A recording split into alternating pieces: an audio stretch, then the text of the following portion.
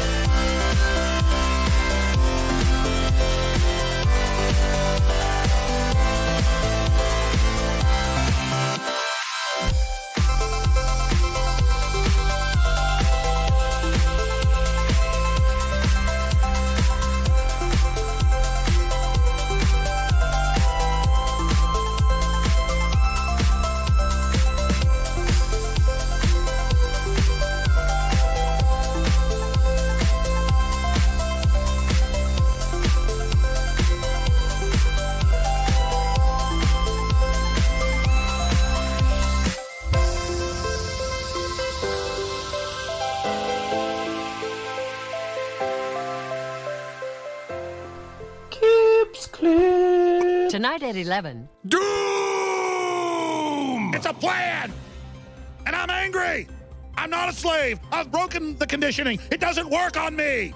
I'm primitive, I'm real, I know the enemy, and if we can have this spirit of normal humanity spread, it's over for the globalist! Break the conditioning now!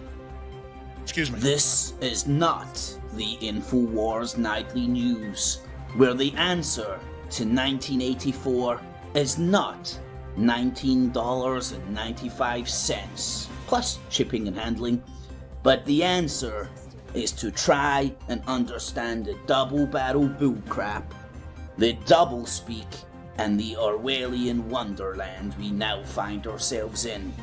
So sit back and relax as I take you through a real alternative look at the news and so-called alternative media alike. Enjoy. Clips, clips.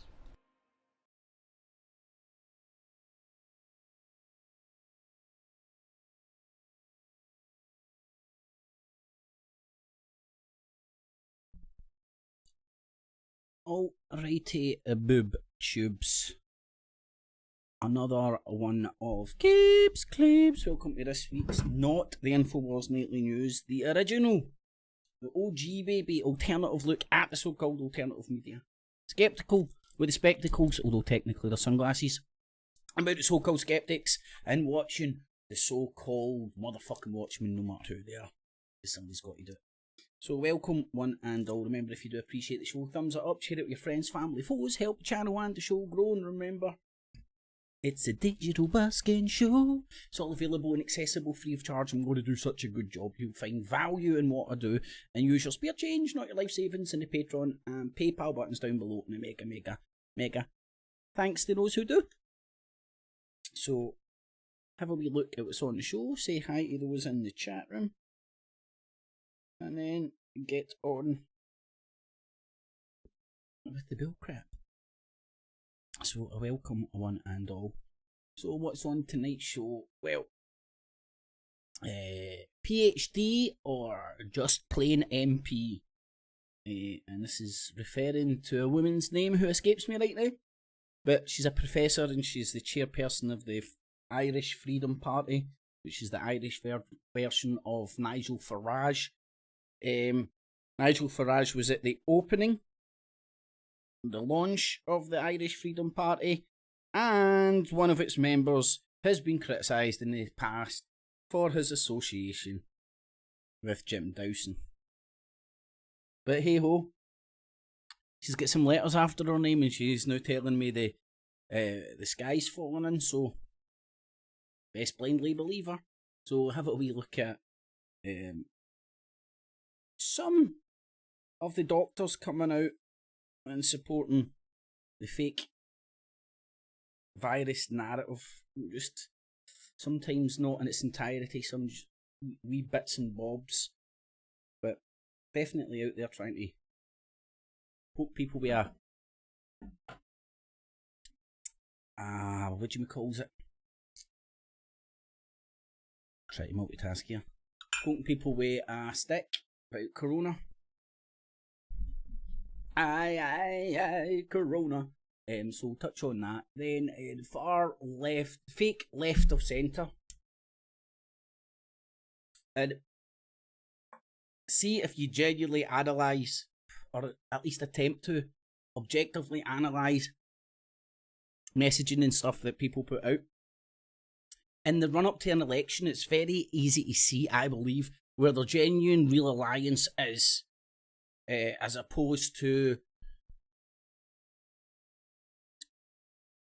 what they'll try and spin it as, you know, new liberal, left of centre, libertarian, blah blah blah, but hey, ain't Trump great? And my argument's been for some time, it's no accident. But anyway, we'll have a wee look at that. Then fake Trump news. I'm no fan of Trump, far from it.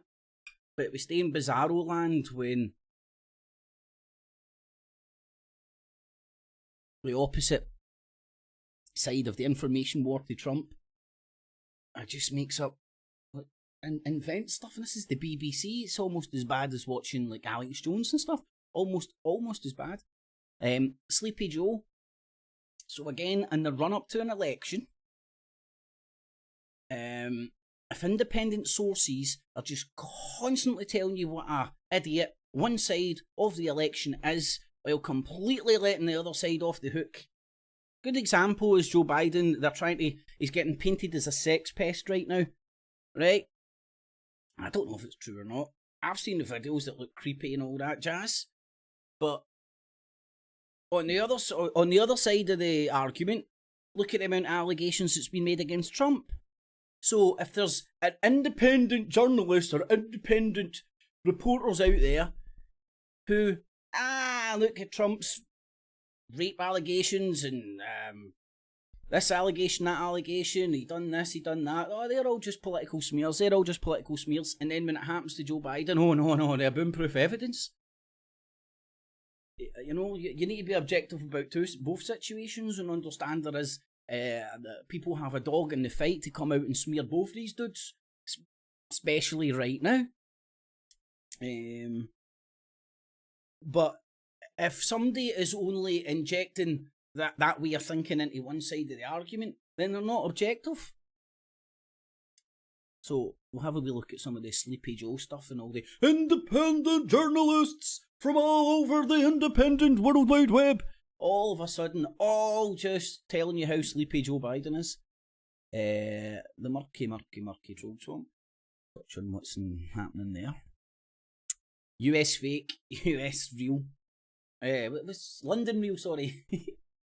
This guy's hilarious, man. He's literally like having a meltdown on like having a midlife crisis live on YouTube. It's funny. Really scamming people out of their money.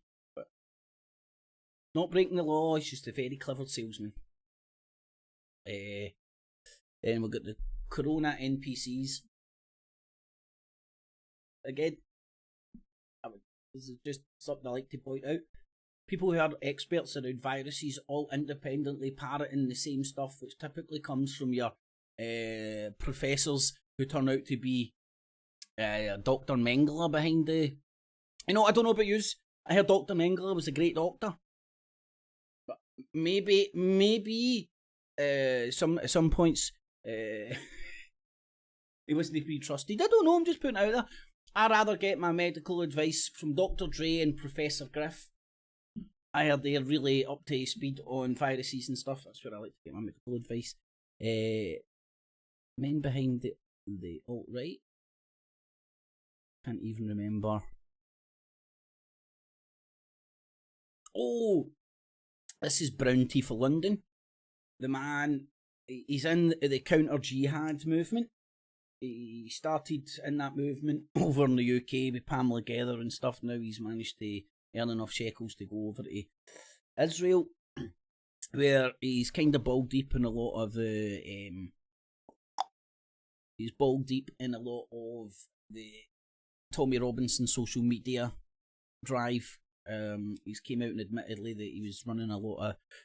He was integrally involved with running Tommy Robinson's social media campaigns, Facebook and stuff, and he was the guy that showed Tommy Robinson around Israel on his wee escapade there. And now, again, he's coming out and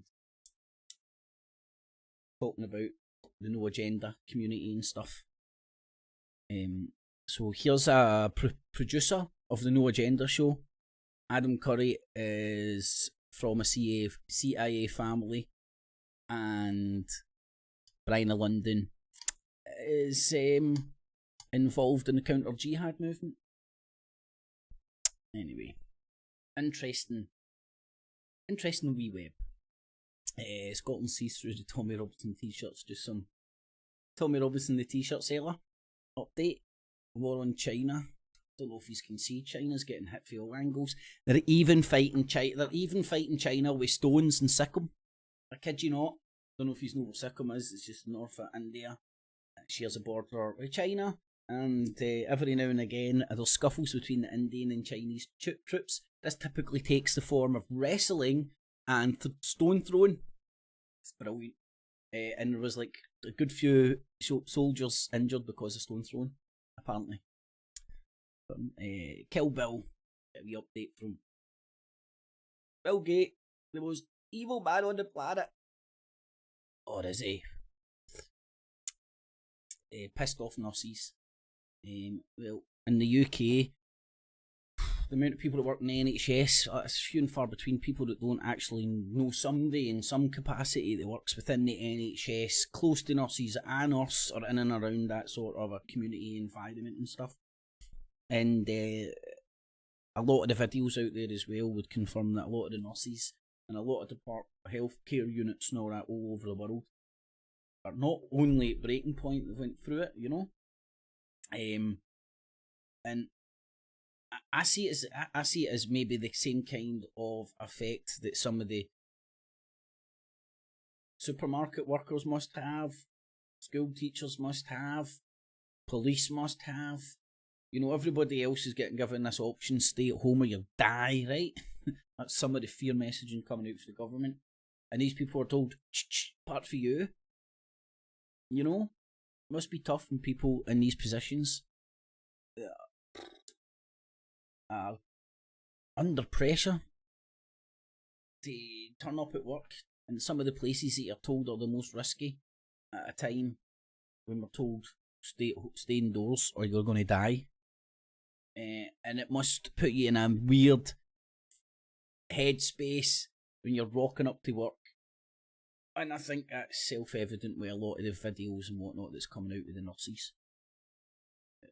Depends how you interpret them, what they're saying and stuff. Like that woman from America claiming that they're murdering people. If you just take that wee snippet, yeah, she said that, but if you go and listen to the full thing in context, she's talking about her unit being heavily mismanaged and that leading to deaths. It's a hard... It's a big leap away from the deliberately killing people, but again, some people hear what they want to hear to fit their worldview. So we're looking at the pissed off nurse, and this is the one that was down in Inverclyde. I think I don't know exactly neck of the woods, Greenock or something. So have a wee look at what she's been saying. Black helicopters. You know you're deep down the conspiracy rabbit hole when you think the helicopters are out watching you. Any and every helicopter. You know, they're tracking you on your phone. You can look at your camera on your computer. They're hovering overhead just to say, booga booga booga. I don't know, maybe it is. Maybe government agents like, hey, I want to go and... Hey, what are we doing tonight, bad? We've got nothing else to do. Do you want to go and fly over that guy that makes YouTube videos? Who's... Aye. I think the probability of that's very small. But who am I to know what the black helicopters are really up to? And then the UK FreeDUMB movement, which was the anti-5G, anti-vax, anti-lockdown, pro-hydroxychloroquine or something. That stuff that Trump's injecting with his bleach. Get to the chopper! Get to the chopper! And apparently Jada Francine has came out and said it's nothing to do with her. Same with that other dude whose name escapes me right now, but I've got these details in the file. Which I perfectly believe. I don't see any reason why they would do something and not own up to it. I personally think it's just an example of the way all these groups hijack the word freedom. You know? It's like, it's the most popularist rhetoric you could get. Freedom! Freedom! Who doesn't agree with freedom? Everybody loves a wee bit of freedom, right? So if you want to bamboozle people with, well, like a flowery political language, say you're fighting for freedom, when in reality you're not. But that's what popularism is. It isn't because it's popular, it's because lying politicians will stand up in front of you and say what's popular.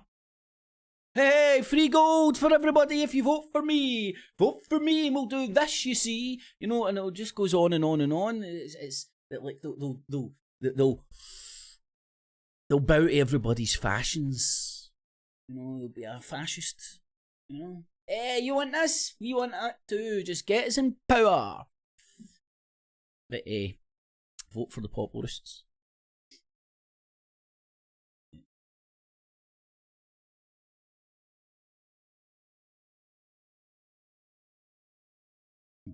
Anyway, so that's what's on tonight's show. We'll say hi to the folks, guys and girls in the chat, and then for the chat.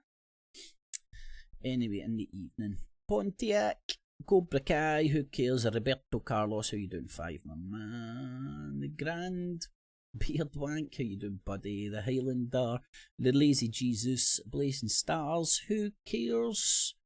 The Highlander in the evening, guys and girls. Apple Cha, how you doing, Charlotte? In the evening, Miss Spice, Pontiac, Andy, Creepy Crawl. In the evening, one and all, Cobra Kai and Devon. Remember. Yeah. Thanks for joining. Thumbs it up, share it, friends, family, foe. It's the Digital Busking Show. Hey, button down below. Right. Push this button. Doesn't do what I want it to do, but alright, let's look into this. I actually find this highly interesting.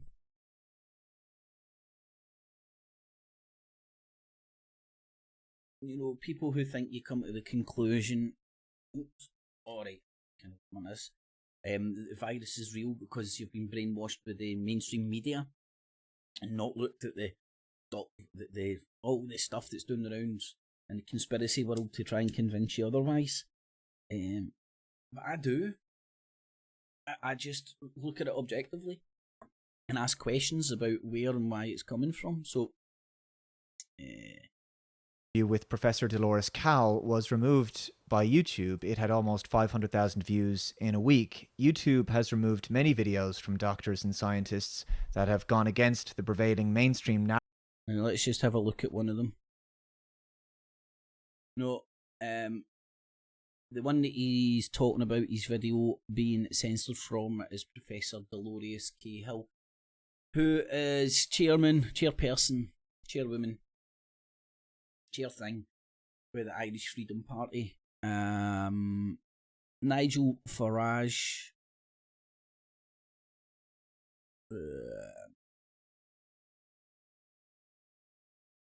Nigel Farage was at the conference in Dublin that launched this party. And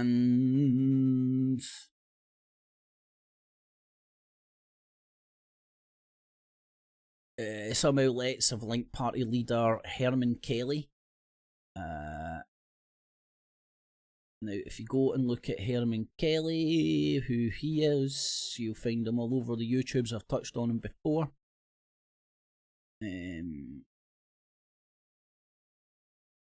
So, this professor is integrally linked with the Nigel Farage elements and people that associate with Jim Dawson, share the same ideologies as Jim Dawson, some would say. I think that's noteworthy when she's out there very cleverly, carefully picking her words. If you go and listen to how she presents herself, she's more clever than David Icke. But certainly promoting the narrative of this is some sort of a mass conspiracy to promote a worldwide vaccination program. What vaccination, I don't know, because we're still trying to find one, but anyway. So let's have a wee listen. Narrative on the topic of the COVID-19 crisis.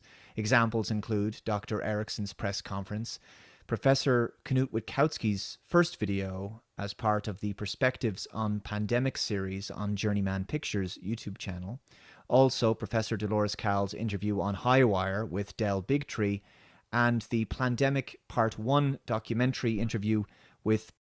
Well, I don't know. A doctor that's part of an interview that says it's a plandemic sounds very objective. Professor Judy Mikovits. Suffice to say that censorship has never been an environment in which science has flourished. In order to reach a greater understanding of a topic and to determine what the truth is, the marketplace of ideas requires a wide range of perspectives to be considered, and all data must be taken into account. to omit certain ideas and information just because someone doesn't like it, or it runs counter to a person's own political views or the political perspective of a particular. What's political about a pandemic? I don't know about yous. Like, unless you're a politician, like the woman he's talking about, Professor Dolores Cahill. What's political about this? She's politicising it because she's part of a political movement. Then she's holding up her PhD and her professoralism for political reasons. Institution would be detrimental to the quality of the science. Now remember, the person that he's saying here is getting censored is the chairperson of her own political party. The reality is, YouTube is a private platform. They want to sell advertising, and they don't want to sell advertising on crazy people parroting a narrative that the virus is some sort of a new world order conspiracy by Bill Gates to sell it to get us into the new world order. Why is that so hard for people to understand? Maybe I'm wrong, that's just the way I see it. Well, it turns out there's a little bit more to the story about the removal of my interview with Professor Cahill. I received the following email from a man named Martin Coulter.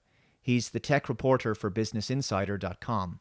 He emailed this in the morning of the removal of the video. He said, "Hey Dave, hope you're keeping safe and well under lockdown. I saw your video with Dolores Cahill was removed from Facebook and YouTube. I'll be covering this for Business Insider. Do you have any comment to offer with regards to the tech firm's actions? Please let me know when you can, and I'll be sure to include in our article. Thank you, Martin." Well, I've never been contacted by anyone in such a prestigious publication before about the removal of one of my videos. So just imagine my shock when I visited Martin Coulter's Twitter account shortly thereafter to find the following thread that he wrote. Exclusive. Facebook and YouTube have taken down a video filled with COVID-19 conspiracy theories after it racked up close to 1 million views in a week. I thought it was 400,000, but... So I can see this gentleman doesn't agree with the position that myself and Professor Cahill hold on COVID-19.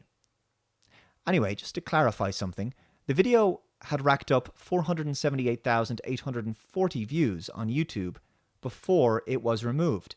Probably get parroted same amount elsewhere, you know. I uploaded a different version of the video on Facebook. It was a shorter version, and it was heavily modified, and it didn't reach very many views at all on Facebook because my platform isn't that big on that website. So it was nowhere near 1 million views. I don't know where you got that from. Martin's thread continues. In the video, Professor Dolores Cahill makes a series of unverified/dangerous claims about COVID-19. But while peddling bogus cures and conspiracies about Bill Gates, she fails to mention her own role as chair of the hard right Irish Freedom Party. Yep, I think that's an important point. There's just so much wrong here, it's incredible. Firstly, the Irish Freedom Party is not hard right. They're conservative and centrist. You obviously just don't like their politics and wish to smear them, I suppose. But seriously, what are you talking about? Dolores mentioned... If that guy's association with Jim Dawson... I mean, how many front shops do these people have before the penny drops and people see through them?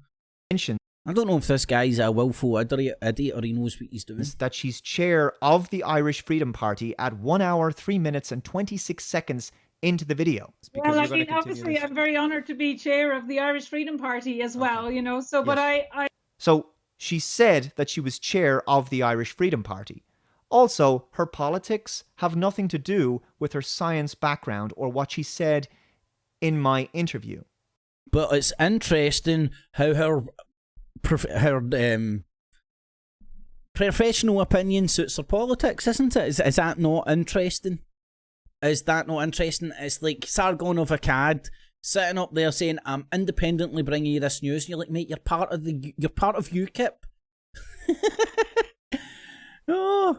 So go watch the video on BitChute. So that's 2 mistakes you've made so far, Martin. Such fake news. Cahill claims lockdown is unnecessary, touts the miracle drug hydroxychloroquine as an effective treatment for COVID-19, and claims recovered patients will have immunity for life.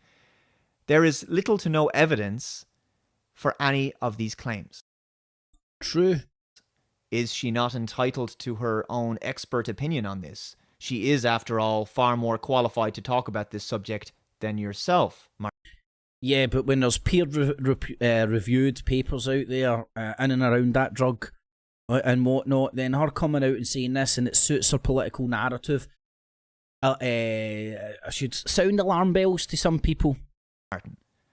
But her opinions aren't in line with the World Health Organization guidance, so I guess they can be dismissed? This isn't how journalism is done, Martin. Journalists investigate various leads. They investigate the truth by questioning and not just believing what institutions tell them at face value. If you think Professor Cahill is wrong, why not interview her? Well, I think you probably believe that by doing so, it would just give her dangerous claims and bogus cures a platform. And you couldn't have that, right? Yeah, that makes sense. By the way, sense. are you going to call out the Daily Mail article published on the 11th? Triple drug combo. Does anybody find it's funny that all these alt-right people just constantly parrot the Daily Mail? Does anybody know? If it's not the Daily Mail, it's the Independent. But nothing to see here. And so, like, let me get this right. So rely on mainstream media who can't be trusted, but they must be telling the truth this time because it fits your worldview. Anti-malaria pill, hydroxychloroquine, azithromycin, and zinc improved coronavirus patients' chances of being discharged and cut death risk by almost 50%, study finds. Researchers at NYU Grossman School of Medicine looked at 932 coronavirus patients hospitalized between March 2nd and April 5th. Half were given a combination of hydroxychloroquine, azithromycin, and zinc sulfate, and the other half did not receive zinc. Patients receiving the triple drug combination were 1.5 times more likely to recover enough to be discharged and 44% less likely to die. The team believes hydroxychloroquine helps zinc, which has antiviral properties, get into infected cells. Also, this website, Covexit.com, the esteemed professor Paolo Zanotto from the University of Sao Paulo has released a list of 50 scientific references supporting the use of hydroxychloroquine. I wonder if he's the professor friend of the president down there. Chloroquine for Can nobody see how this is getting used as one big political football?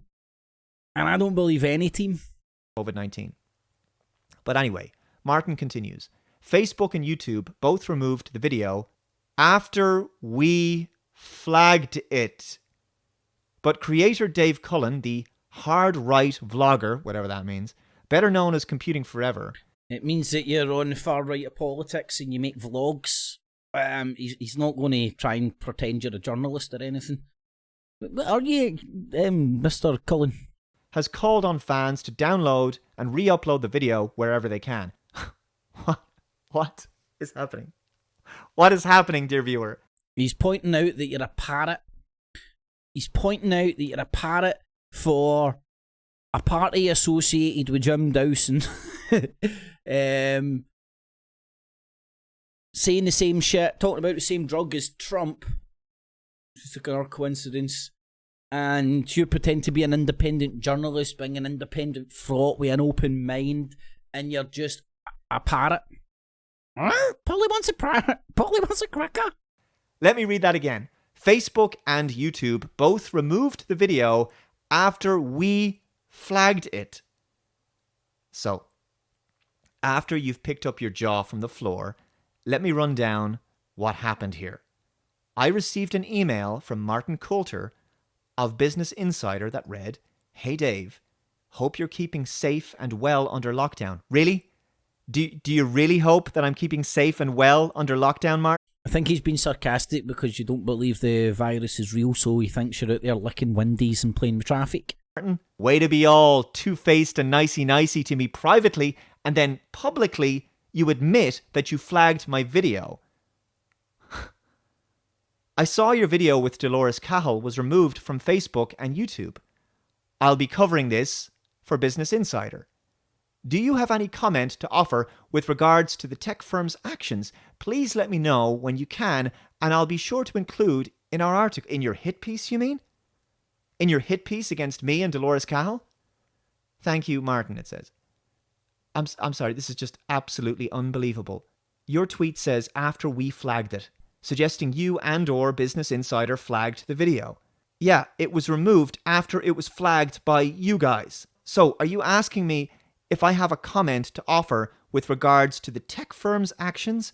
Do you want me to give you a comment about how I feel about the fact that you guys actually are the ones who flagged my video? So, you basically generated an article about the censoring of my video, which reads, Facebook and YouTube took 7 days to 7 days, unbelievable, to remove an hour-long video filled with COVID-19 conspiracies. Okay, you haven't bothered to address our claims or to see if what we're saying is true or not. You just fob them off as conspiracies, of course. If you're talking about unicorns and leprechauns and stuff, it's not really, well, actually, I can prove that unicorns aren't real. And then when you click on this article, it immediately brings up a paywall. So, you flagged my video, contacted me looking for a comment on the video's removal. You didn't tell me in your email that you guys were the ones who flagged it, or that you were going to call me hard right, etc. You then proceeded to smear myself and Dolores on Twitter as hard right. You claim that the video contains conspiracies. You erroneously claimed that Dolores never mentioned that she was chair of the Irish Freedom Party, which she did. She said that in the video. You erroneously claimed that the video had 1 million views. It didn't. You then admitted that you guys flagged the video, and then you proceed to place this article of yours behind a paywall, essentially monetizing the censorship of my content. This is absolutely astounding. Totally shameless. I want to stop at this point and say to my audience, please do not give this guy what I believe he wants. Do not contact him. Do not say anything to him on Twitter. Good luck with that, mate. Don't say anything negative, because that's what these kinds of activists, and this is not journalism, this is what activists want you to do. They want to claim that they're the target, the victim of hate or abuse or some nonsense on Twitter, right? They want to play the victim. Don't give them that. Do not contact this guy, please. You're not helping me if you do. And go and make up your own. There's plenty of stuff out there. The first time I came across this, Herman Kelly was in a podcast with Gran Torino and Jim Dowson. The Gran Torino guy's a kind of Tommy Robinson type who does a lot of social media stuff for the Sinn Féin isn't nationalist enough for the for the Irish, and they're so nationalist that they associate themselves with a lot of proddy right-wing groups. I know it's a strange one, a real strange one. But and I don't know. I heard Dr. Mengele was a good doctor as well at some points, you know. Professor Dolores' interview censored. Go and watch it in BitChute. Removed from YouTube. YouTube doesn't want it on its platform, which is very understandable. And that was the one that was removed. That's him moaning about it again. There's some lovely doctors of their time. Here's the video that's been censored. Appropriate would be to publish another paper and say, okay, this is and there the data and everything else. We're going to go through this as methodically as we can, and I hope that that's going to be of interest to people who've been following. The audio's rubbish, but there's the video that's been censored on YouTube. And we're still seeing more cases. Don't ask me, ask China that question, okay? When you ask them that question, you may get a very unusual answer. Yes. The USA and China are engaged in a war of words over the origins of the coronavirus. Remember, China has a history of infecting the world. I think this is in the wrong folder. What the hell's that? And they have a history of running substandard.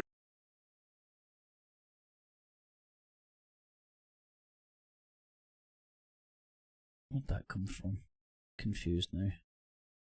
Alright, is Wuhan Lab. They've changed the name, mate. Laboratories. 但是非常遗憾，我们看到美国内的有些人。 Now, I'd argue go and do your own due diligence on this, but the more and more you look into it,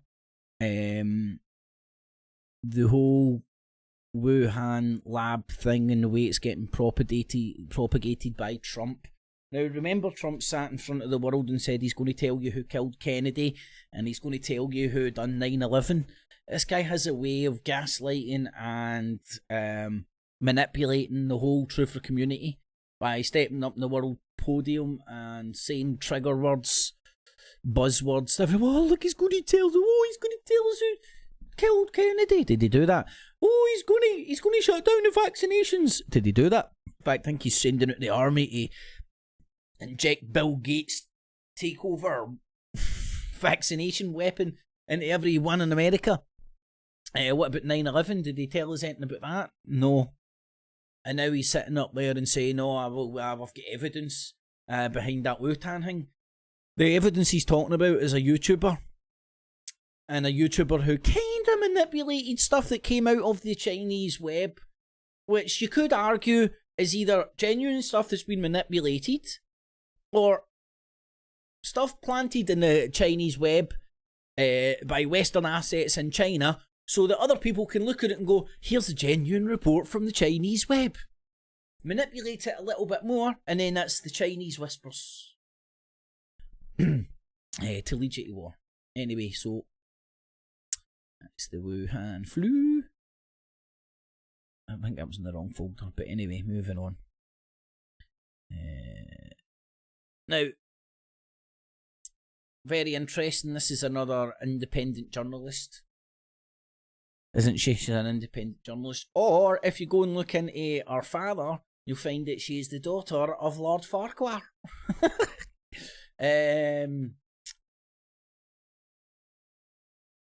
Maybe he's friends with Tommy Robinson's Lord, is it Lord Pearson? Tommy Robinson's pals with? But anyway.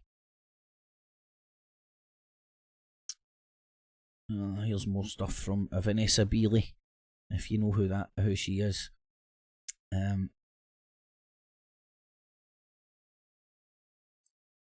to my surprise, Vanessa Beeley, family of the British aristocracy, daughter of the British aristocracy, parrot in the UK columns news.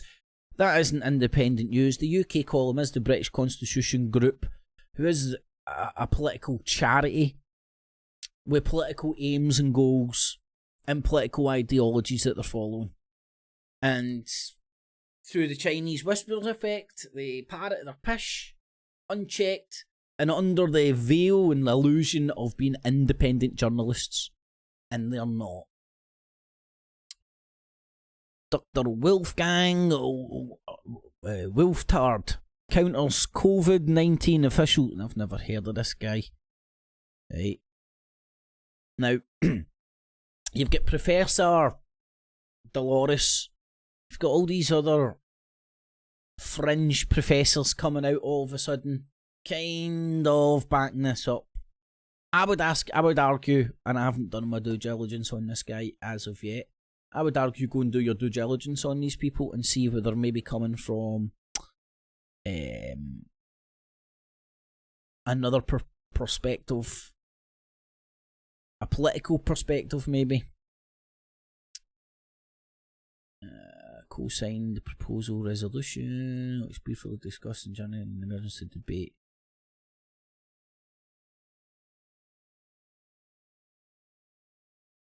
Right, so he seems to have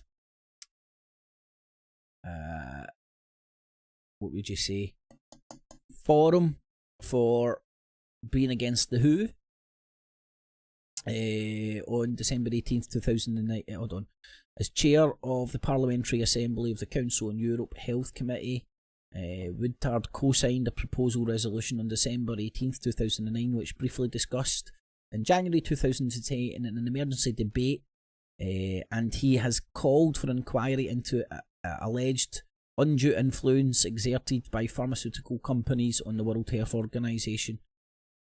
Now, here's just my perspective. You make your own mind up, but the more I look into people who are bouncing out there talking about science, but then go against the science of vaccinations, and I think there's a debate to be had about too many vaccinations, what ones are good, bad, so on and so forth, but you can't debate the science in and around vaccinations. So if you're out there just one big brush demonising vaccinations, I think there's something else going on there. That's why when I hear that PhD woman, Professor Dolores, I'm like, hold on. If you're a real professor, why are you... That doesn't really kind of make sense. Anyway, so... party affiliation. So he's a member of this Social Democrat Party since 1988. So again, as I said in this, PhD or just plain MP? Are they playing politics or are they giving you medical advice? You make up your own mind.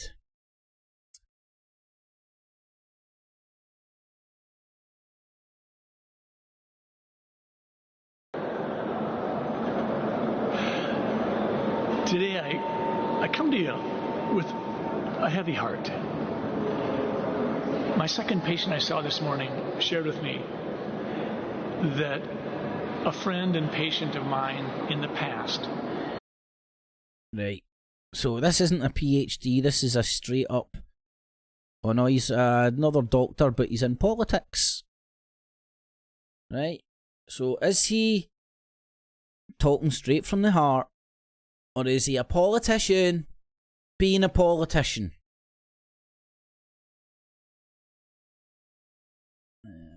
See, is that dude there? That is him.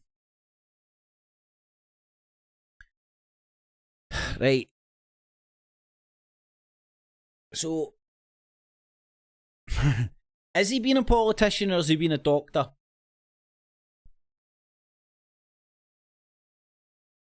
Told you, I'm wanting my advice off of Dr. Dre and Professor Griff. Who had relocated, had committed suicide within the last... So, PhD or straight up MP? Right, I haven't done any of this yet. I'm just hoping that a Wikipedia exists for these people.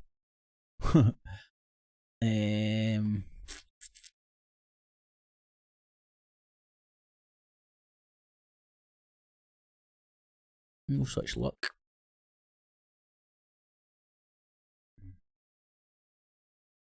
Global research.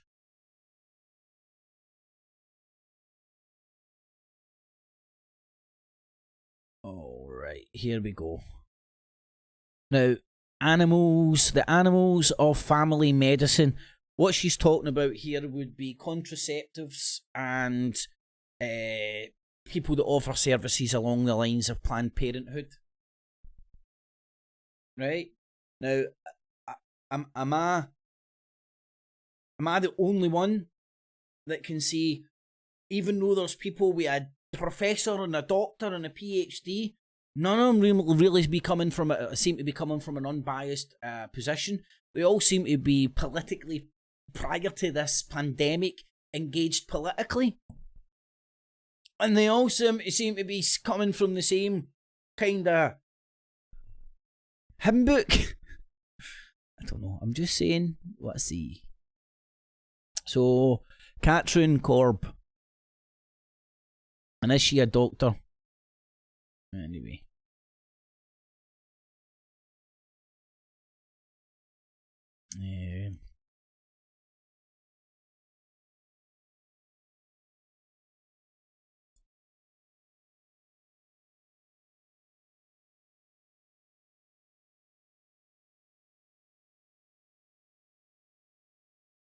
is this? Anywho. Boom shakalaka. So let's have a wee look at the fake left of centre. It always cracks me up the way these people describe themselves politically. He's just obsessed about how great Trump is and how bad Bill Gates is. Musk threatened how bad Trump's political enemies are. You know, the only corruption in politics right now is in and around Trump's enemies in the run up to a political election. So let's have a look. Fake leftist outrage exposed after Elon Musk defies lockdown. Trump tweets defense in Elon. This is a guy who isn't a Trump fan, but he can't help but big Trump up and tell you how sleepy Joe is. Democrats just get crushed in 2 special elections, signalling a coming Trump red wave for the GOP. But this guy isn't isn't running a political campaign for Trump. He's independently. He's an independent journalist, bringing you all this stuff independently. Trump announces action against social media radical left bias as feds target Google with antitrust. You know, why would anybody who isn't on the far right have a problem with people going after the far right online? They're lunatics. Trump demands. Trump. It ain't Trump, so good. I don't know how anybody can still fall for this baldy fool, man, to be honest. Trump demands prison for Obama administration officials involved in Obamagate, calls Obama corrupt. For fuck's sake. My lord. And Democrats cry for days. This is all Tim Pool over the course of a week. I mean, is it any more obvious this guy is running positive political messaging for Trump? There's a Biden, Trump, Biden, Musk, Obama, right? Everybody in the left is like pointing out all the crap on the left. Everybody challenging Trump politically, pointing out all their corruption and how stupid they look in the media and all that. And then just running interference, telling you how great Trump is. Oh, Trump and Elon Musk on same page. Trump, great. He's going to go after the left. The social media bias. There's Trump again. Emergency. He's just so great. Trump, look at all this. Trump, Biden, China. Trump, Biden, China. Bernie Sanders. Independent journalism, everybody. New videos every day. Give me a break. Anyway, just cracks me up when people try and paint them as like left of centre or libertarian or classic liberal, whatever bullcrap. Right, let's have a wee shifty to some fake Trump news, which I can't quite remember now. Guys, I use Virtual Shield VPN. Yeah, I don't want anybody spying on me. But I want my VPN to be able to know every website I've been to. But they promised me they won't look. And I believe them, honest. Anyway. Question, you may get a very unusual. Appreciate it. See the truth. Oh, anyway. This guy's pointing out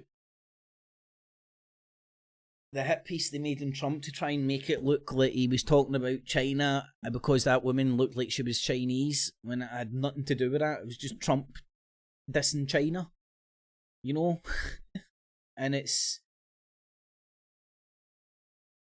just a scourge everywhere. All these people pretending to be journalists and reporting the news, and it's all just wee bits taken out of context. If you ever noticed, see on normal television and stuff, they won't show clips of Trump more than like 15-20 seconds. They really won't.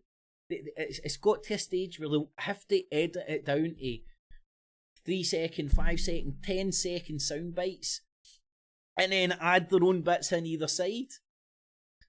Because unfortunately that guy is just too charismatic. Oh, Anyway, so that was some fake Trump news. What else have we got here? Well, I was surprised. I was surprised by his answer, actually, because it's just, to me, it's not an acceptable answer. Look, he wants to play all sides of the equation. So it was at 15 seconds, then have to cut away. It's an example of them just having to cut away and then fill in your reality. Dr. Fauci yesterday was a little cautious on reopening the economy too soon.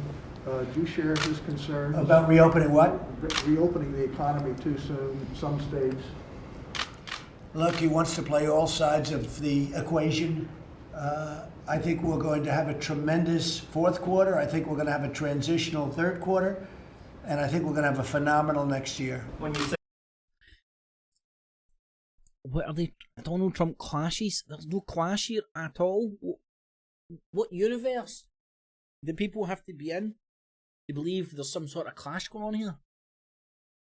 Dr. Fauci is playing both sides. Are you suggesting that the advice Well, he's giving to you is I was different? surprised by his answer, actually, because, it's just, to me, it's not an acceptable answer, especially when it comes to schools. The only thing that would be acceptable, as I said, is professors, teachers, etc., over a certain age. I think they ought to take it easy for another few weeks, 5 weeks, 4 weeks, who knows, whatever it may be. But I think they have to be careful because this is a disease that attacks age and it attacks health. And if you have a heart problem, if you have diabetes, if you're a certain age, it's certainly much more dangerous. But with the young children, and students, it's really, just take a look at the statistics. It's pretty amazing. Because our country's got to get back, and it's got to get back as soon as possible. And I don't consider our country coming back if the schools are closed. And it's had very unusual situation. It's had very little impact on young people. And I would strongly say they should open. It's up to the governors. It's the governor's choice. But their state is not open if the schools aren't open. So again, it's had very little impact on young people. And I think they should open their schools. Well, it's just annoying.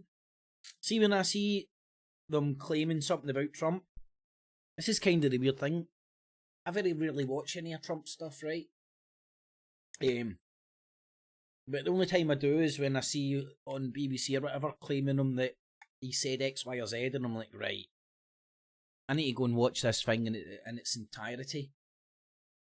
And it's laughable the way they just spin everything out of context. Well, this will be a quick one. It's just Sleepy Joe. All the independent journalists. All of a sudden, it's just a coincidence that it's a run up to an election. Donald Trump versus Joe Biden. So people who are pro-Trump, no, but they're independent journalists, won't be just spouting all their pro-Trump pish. No. Comment on the release of those names that related to. Well, the unmasking is a massive. It's a massive thing. It's. I just got a list. It's. Who can believe a thing like this? And I watched Biden yesterday on Good Morning America being interviewed by one of your colleagues, George Stephanopoulos, and he said he knew nothing about anything. He has no idea. He knows nothing about anything. Sleepy Joe. Nothing at all. And then it gets released today that he was a big unmasker. So how do you know nothing if you're one of the unmaskers?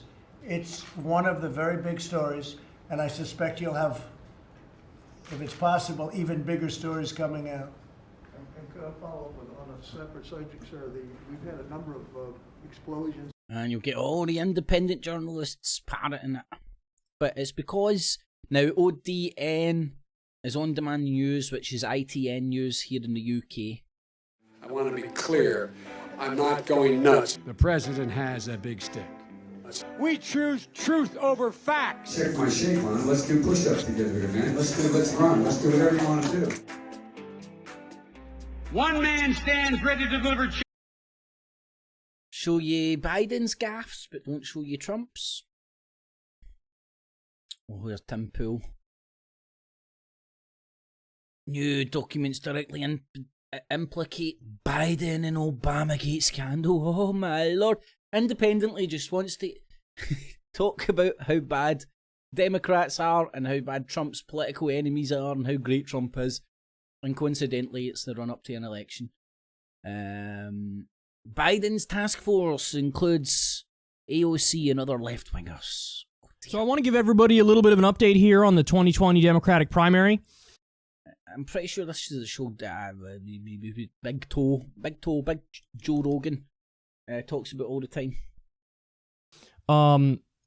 Some people view this as a positive story. Some people view this as a negative story. We'll dive into it. But Alexandria Ocasio-Cortez and John Kerry are going to lead the Biden-Sanders Unity Task Force on the issue of climate change. Oh my God, you don't want these left... Oh my God, so Biden... Because he's meant to be right-wing, isn't he? Or is it? No, I get confused by all these teams and stuff. Oh, but I don't know. That's bad on Biden. President Trump on Obamacare. Joe Biden is a big on massacre. Patriotic populist. Biden is being replaced. Tim Pool. Sleepy Joe. Feel bad for him. The rise of the right. Sleepy. Joe Biden forgets his own health experts. Still a toss-up. Biden doing well with seniors. Worse in swing states. Oh, Biden's doing well, you better get out and vote. The expert has spoken. Joe Biden, Mark Dice telling you how stinky he is. Steve Hexenhammer 666 Pigeon Tits. He's telling you about, is it a massively biased pro-Biden fluff piece to shelter him from Tara Reid allegations. So again, all the allegations about Trump being a sex pest, political smearing, obvious political smearing by his political allies, and all the allegations against Biden, true. See how that works? Seems a wee bit biased to me. But anyway. Who am I? And the Washington Free Beacon.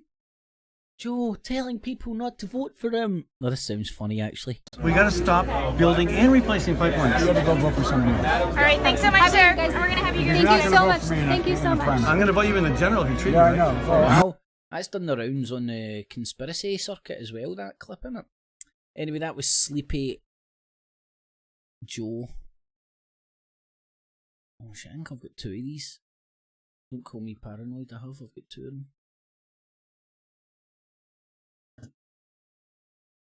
Let me just make a quick editorial change.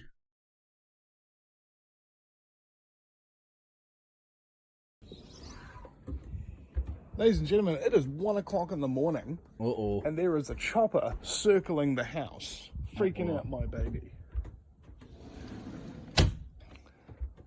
Is this day one of having no warrants needed?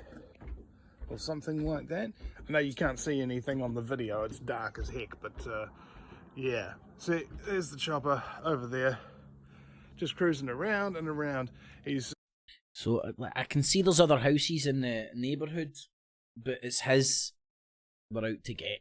In the exact same pattern as he was last couple of days, that I was wondering, why is a chopper going round and round in circles for absolutely no frickin' reason?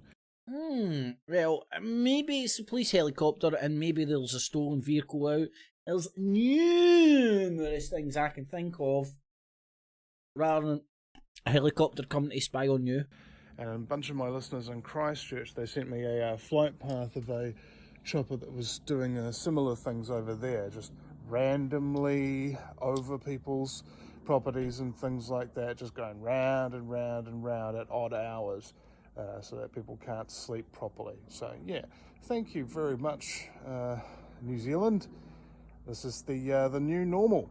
Choppers at 1 o'clock in the frickin' morning, circling your goddamn neighborhood, freaking my baby out. Yeah. Well, it wasn't just the one. And here we are again, 2 o'clock in the motherfucking morning, and that fucking goddamn. I'm trying to sleep, yo. You see that big frickin'. Oh my god. Bastard. Leave me alone. I'm trying to sleep, yo. It's 2 o'clock in the morning. They're flying over a frickin' residential neighborhood. Did I upload this one yesterday as well? Is this the second night in a row of this frickin' bullshit? Am I the only one that doesn't get freaked out every time a helicopter passes overhead? It's like if you stay in a city, it's part of the course. Maybe I'm just not being paranoid enough. Right, let's look at the USA fake.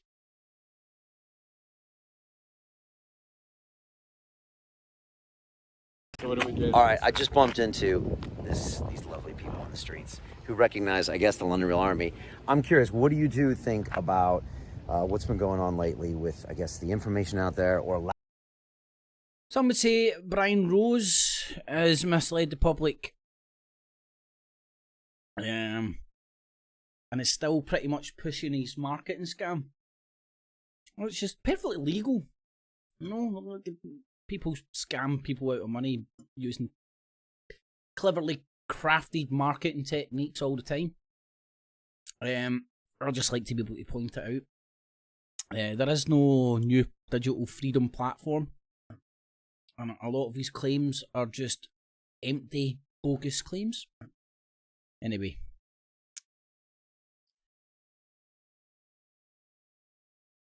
Action required. And I'm back. Uh-oh. He's back. Sign the letter. So he's trying to get more email addresses for his mailing list. Digital freedom platform. Sign the letter. It's not a digital free platform. It's not a platform. It's a, what was it? WordPress website with an embedded Dailymotion site on it. The lies of Brian. Okay, this is a video I really didn't want to do. I enjoy making funny videos and poking fun at people, but it's time for a serious video. I know we are coming. I think we really need to have a chat about London Real and Brian Rose. It was kind of amusing at first to see him, you know, I call it the salami system, slicing off more and more bits and pieces. Phase 1, Phase 2, Phase 3. You know, what's next, Brian? Are we going to invade a select amount of branches of IKEA and commandeer them to protest their incredibly comfortable sofas and extremely affordable beds? Are the meatballs the problem? What's next? Phase 8? We're going to buy gypsy tears and give it out to people to protect them for 5G? I mean, what's going on? It's time we have a real talk. It's time to expose the honest truth. There's been a lot of people who've been talking about Brian Rose, London Real. It's time I actually share with you the facts, because the facts are overwhelming. Here's the thing. This whole London Real platform has been discussed thoroughly. First it was on Dailymotion, then it's been streaming through a white label, The Cast, actually a great company. I mean, there's not really a platform. CoffeeZilla did a phenomenal video about that. I'm not going to regurgitate things that CoffeeZilla said. That's not my style. But there's a few things you need to understand about London Real. Now, first of all, let's talk about data. You know, data doesn't lie. Brian Rose claims that he's being censored, banned, essentially cock-blocked by everybody in the industry right now. Everybody with a little bit of leverage and strength. This whole thing about the Silicon Valley companies consortium of evil, I mean, what do you think they do? Do you think they converge in a secret boardroom with Dr. Evil and his cat? I mean, Of course, it's called Bilderberg. That's where Dr. Evil gets them all round. He talks about the vaccination program. We'll talk about that later. They did. Don't you think they would have banned you from YouTube? Look at London Real's numbers. Look at his numbers 2 months ago before David Icke. Look how many views he got per week.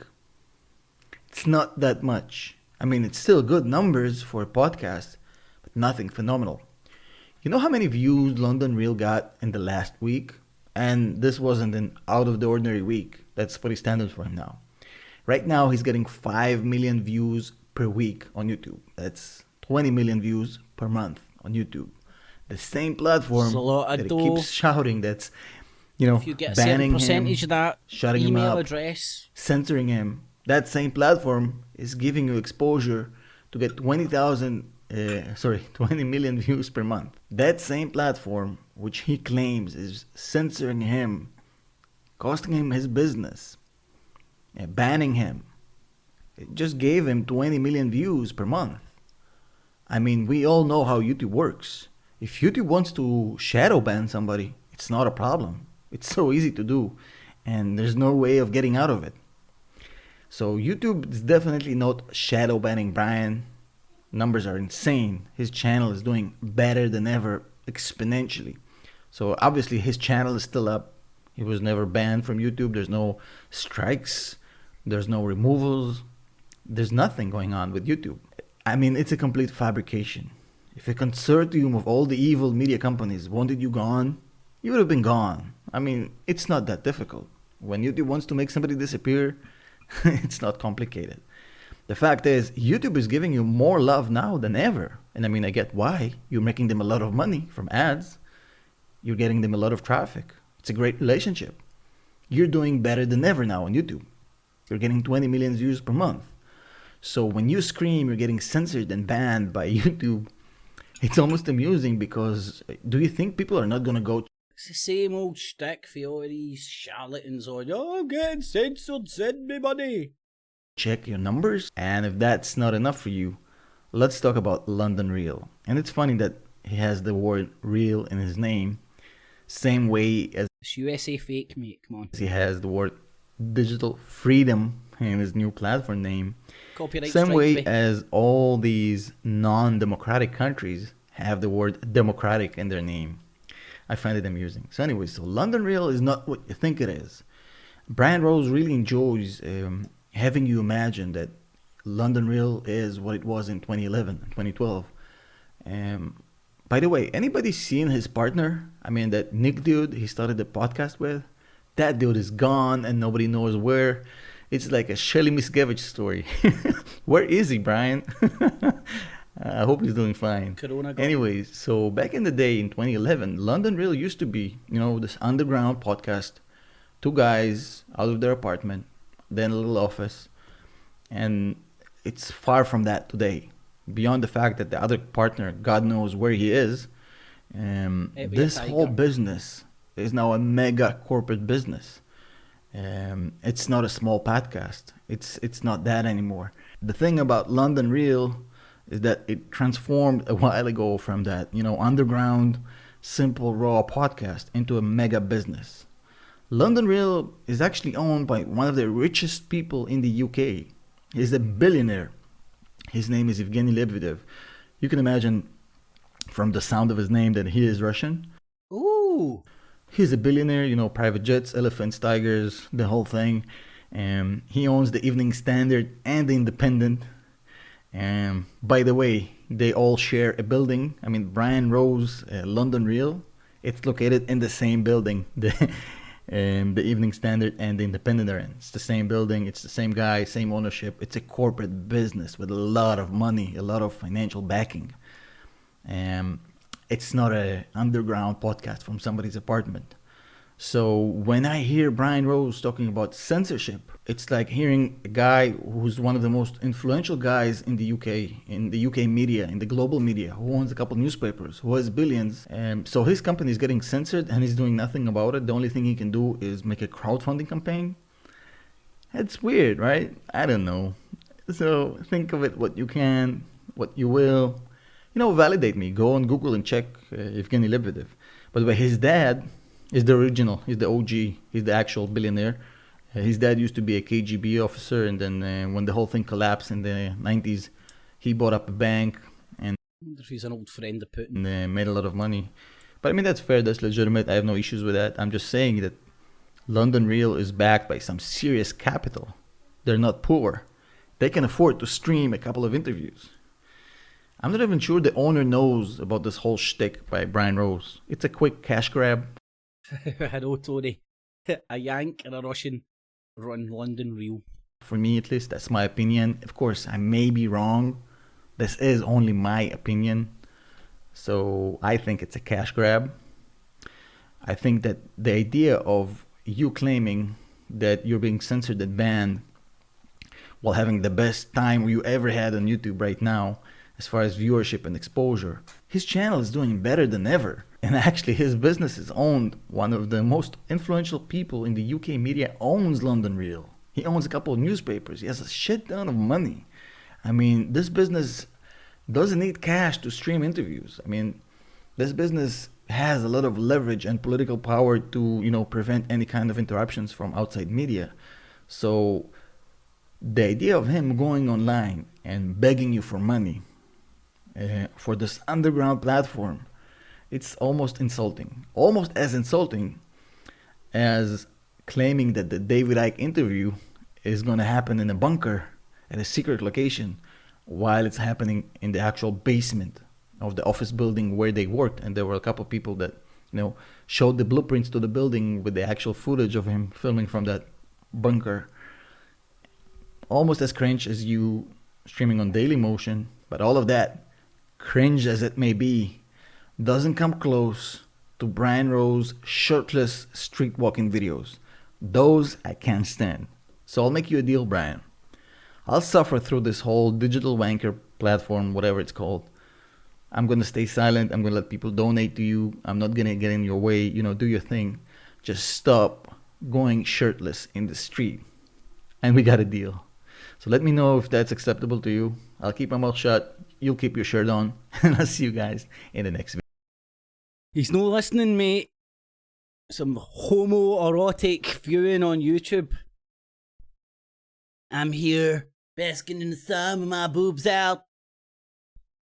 Talking about freedom. Freedom to take your shirt off in public. It's another guy that doesn't believe the virus is real.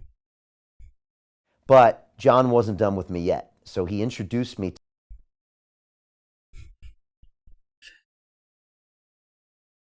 films himself on a bike and all it. It's hilarious.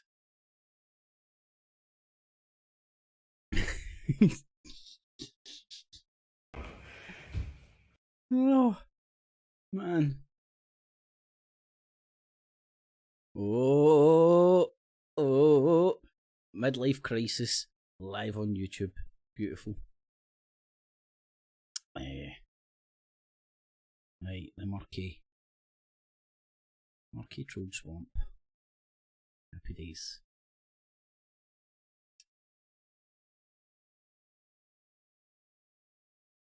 Oh, apparently Wendy Wu apologised and took her stuff down about Brian Harvey.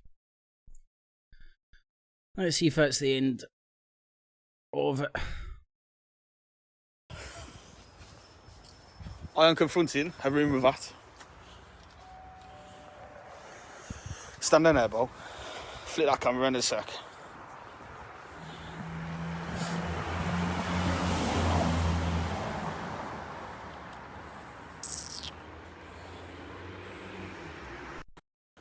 Oh, there's a room, live here. He's coming to the door.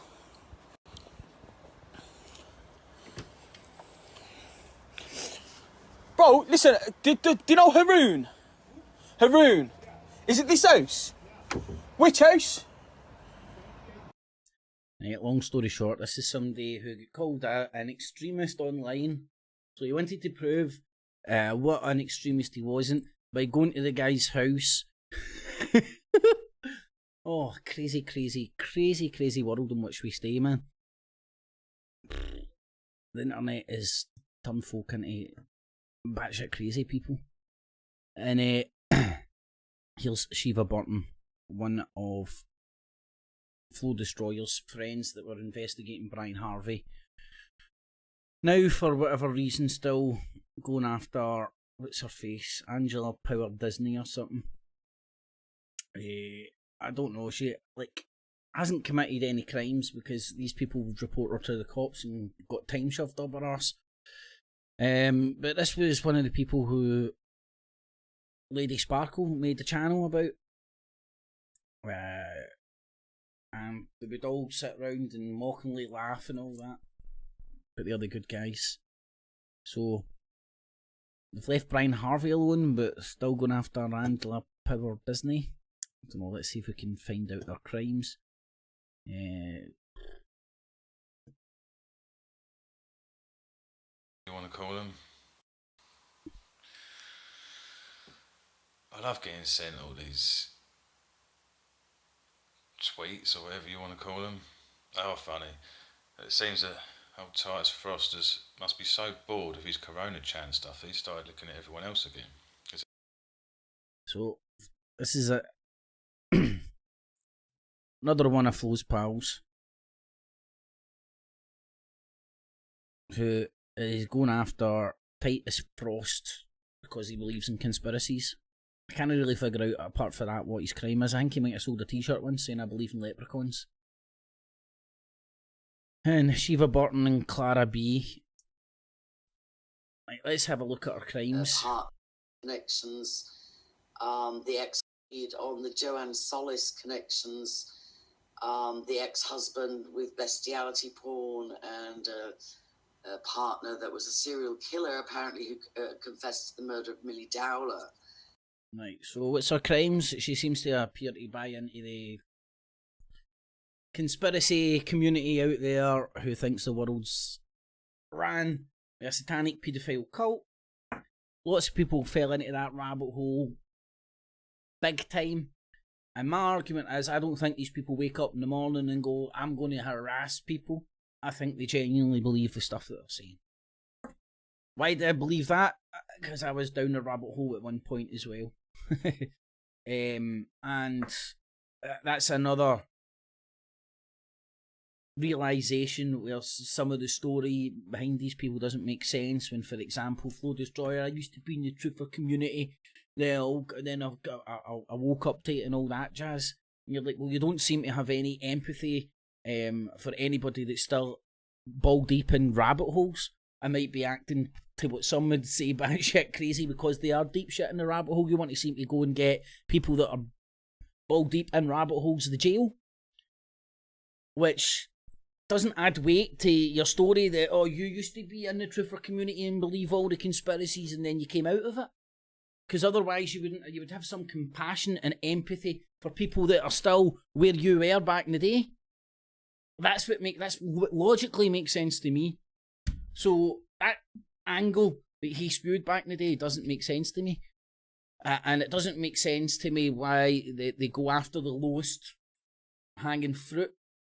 It's never people responsible for propagating this stuff to the masses.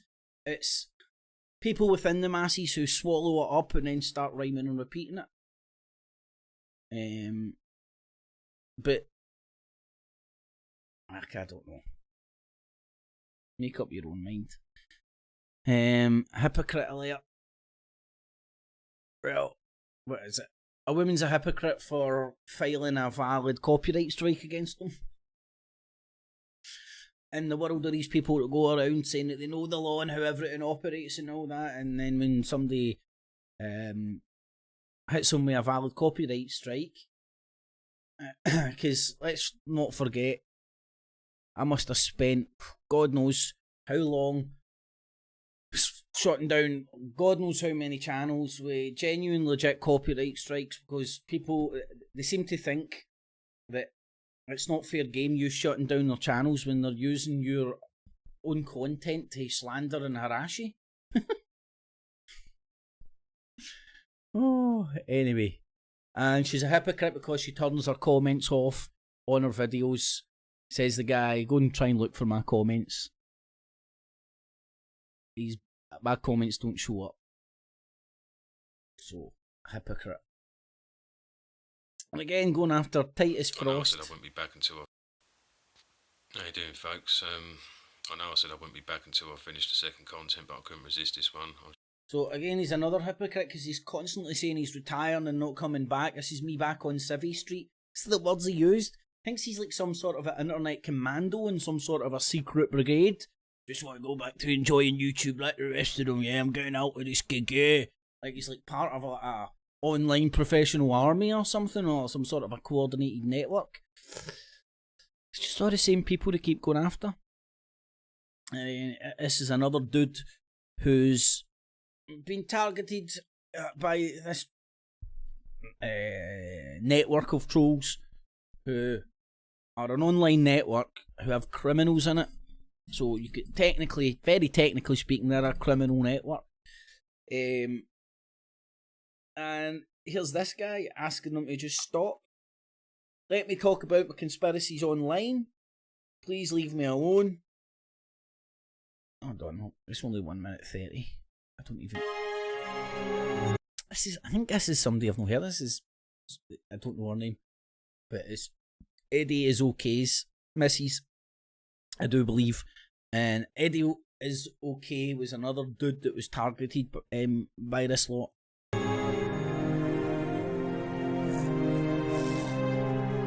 Absolutely. It's nonsense. It's absolute nonsense. It really is nonsense. I see what's going on and that with the cyberbullying of Matt Taylor. It's not a very nice thing to do. He's psychologically unwell, he's mentally unwell, and really you should leave him alone. It's his way of coping, what he does. Oh my god, imagine suggesting that people take into the conspiracy land as some sort of a way of escaping. I mean, imagine that. Imagine not having the brains to understand that might be happening with some people and sitting there like you're some sort of a doctor or some sort of a better than everybody else and can figure out what's going on in people's lives through the power of diagnosing them through their YouTube videos. Imagine that. I don't think he's out to hurt anyone. He's not well. Do you not understand? Do you not understand what you're doing?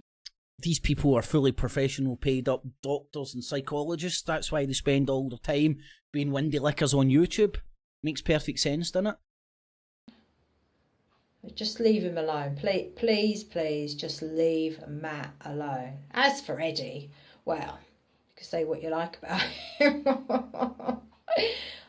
I don't leave it there, I think. Sheila, I'm not so good. Have a good life, everyone. Be careful what you do. And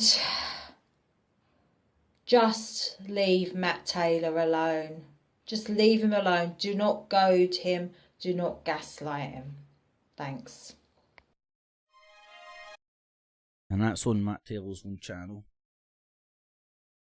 Right, so it's like, what kind of people go after folk? Look, listen. That Marie woman as well, man. You heard some of the states she was getting in and stuff, man. Heartbreaking to listen to that, a human being actually getting that upset over idiots online.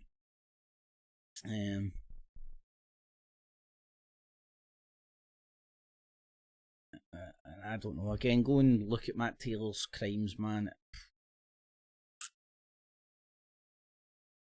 Anyway, moving on. Let's have some Corona NPCs.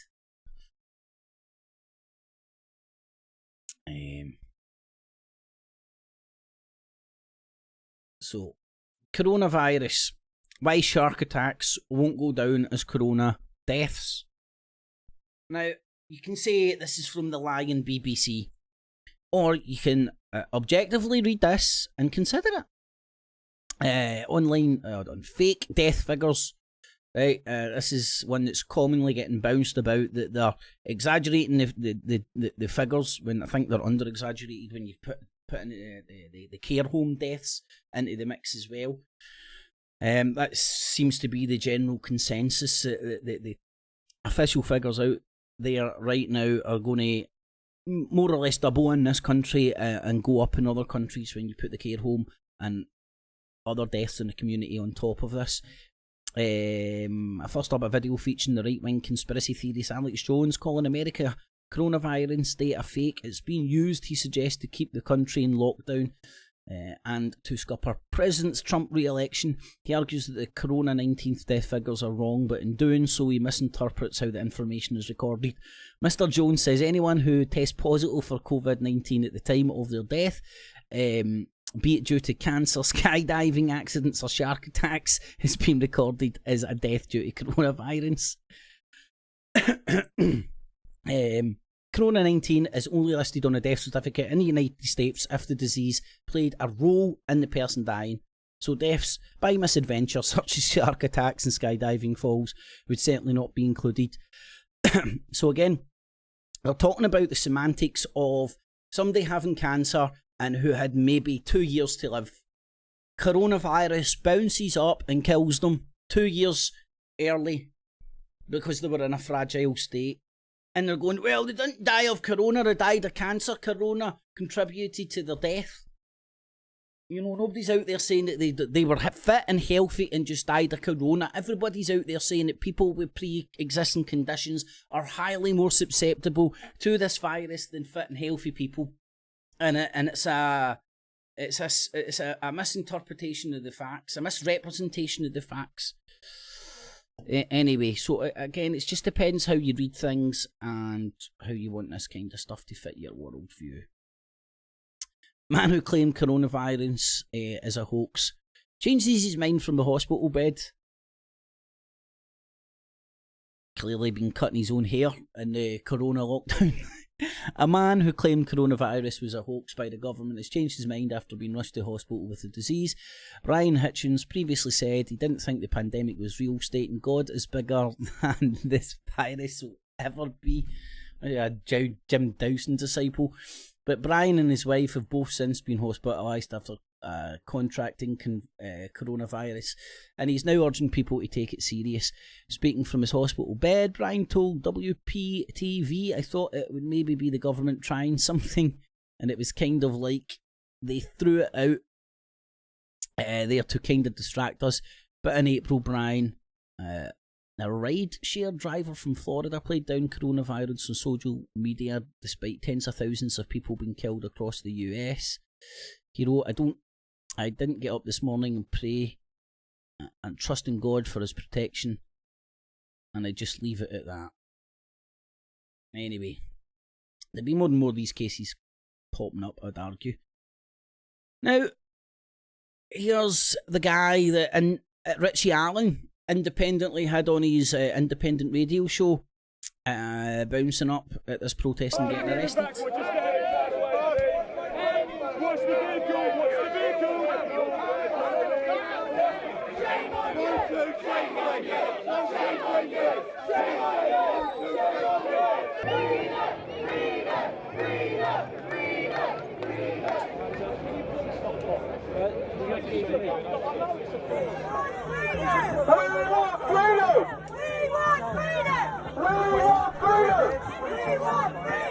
Now, I'm sure the last time I touched on this dude, somebody pointed to the fact that Jeremy Corbyn's brother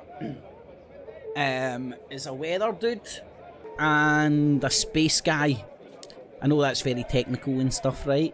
But his expertise doesn't lie in the field of medical science. That's my point. So, again, I'm arguing what he's doing is political, and not because he doesn't believe this virus is real. There's another one that's been removed. Oh, everybody needs to wake up now. God, man, how long do we need to wake up? Alex Jones woke me up about 10 years ago. Then I woke up from that with Mike Rivero. Then I woke up for that with Ry Dawson. Then I woke up for that with this UK call. Then I woke up for that with Tommy Robinson and UKIP. Then I woke up for that by seeing a whole charade of all these idiots and how they all drag you down a garden path. So what do we need to wake up now to? We have to wake up. If you don't wake up, folks, it's the end of the world as we know it. Make it another 2 weeks, and then another 2 weeks, and now... I'm sorry, this man, world citizen, scam, and then I'm getting zapped with direct energy weapons, flat earth, my name's not Max Egan, and people still take anything he says seriously. Unbelievable, but each to their own.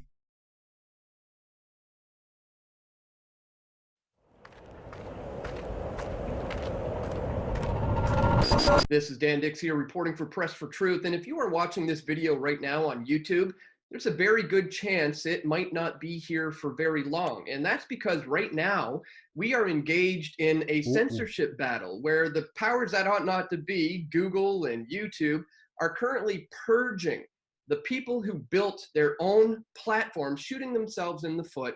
And it's not really your platforms. You're using YouTube's and Google's platform to build a channel on that platform. One of those people joins me on the line today. We're going to be speaking with Josh Sigurdson of World Alternative Media. Josh, thanks for joining us here today. Now, in case anybody hasn't heard yet, Josh has just been completely demonetized, 100% demonetized. So Josh, first of all, welcome to the club, my friend, the Demonetized by Google Club. I knew you'd be here eventually, so here. Yep. Why would you be there eventually? Because he's a propagandist, not an independent journalist. Here we are. Now, in my own personal experience, it's been a little bit of a blessing in disguise, but we'll get into that. But first off, let's just start with how you first heard about the fact that your channel has just been completely demonetized and you can no longer generate any kind of income or revenue off of this platform. When did you hear about it? Well, first of all, I was slightly offended that it took so long to happen. But with that said, over the weeks, many of us have seen a lot of stuff coming around regarding the World Health Organization and how YouTube was going to be following the guidelines of the World Health Organization. Susan Wojcicki has made it very clear that they'd be taking down videos regarding coronavirus. They've taken down multiple videos of mine recently, as I know they've gone after you as well. And I knew eventually they were going to demonetize me. And honestly, I've been trying to get ready for it as much as possible, but it's hard to get people into action sometimes. But what I did notice yesterday after posting a couple videos on militias going after government officials in Michigan, I knew that the video content I was creating was controversial, to say the least. And I got an email saying, we're sorry, your channel does not qualify for monetization. We know this could be difficult for you, but we've discussed it among a group and they've decided that your content isn't advertiser worthy. And they basically said I could do a 30-day appeal. Now, I'm not going to appeal it. This is ridiculous. There's no point in even taking money from this platform anymore. But what really annoyed me the most wasn't just that they were taking away my livelihood, but it was that they were taking away donations that people were willingly giving in super chats to me. Things that people wanted to give me. That's not advertiser friendliness. That's literally individuals that chose to help World Alternative Media. Here's the reality the way I see it. As someone on YouTube understands there's been political people that have hijacked a platform to sway political favour in the run-up to elections. For example, all the independent media independently talking about Sleepy Joe and the corona stuff. I think it's, for a lot of people, it's undeniably there for political purposes. It's not independent media. They're not all independently singing from the same hymn sheet. And YouTube are trying to rid their platform of people who use it as a platform to run political campaigning from. That's what I can, the best way I can understand it. I love the way they all moan about YouTube and they can never Not social distancing. Okay, Karen. It's not social distancing. Who is it? With who? Stupid bitch, shut up. Shut up, bitch! Oh my god! Stupid bitch, shut up. It's not social distancing. That's not social distancing. She's literally sticking her arm out, putting herself closer to him. That's not social distancing. And yeah, I get the sanity of not congregating in huge groups of people, but this is two people in a field in the middle of nowhere. The dude on the bike is sticking to the path. He's the one travelling much faster. If you're that paranoid about corona, Karen, move out of the friggin' way. Stupid bitch, shut up. Karen's all over. Is this what they're all? Is this what the Karen meme is going around? Is it that this wee clip here that's responsible for it? And Paul Joseph Watson. And VR Holocaust experiences sounds great. It's a sad fact that millions of African children who barely have enough food to survive have never even heard of the Holocaust. And millions more are unable to find Israel on an unmarked map of the globe.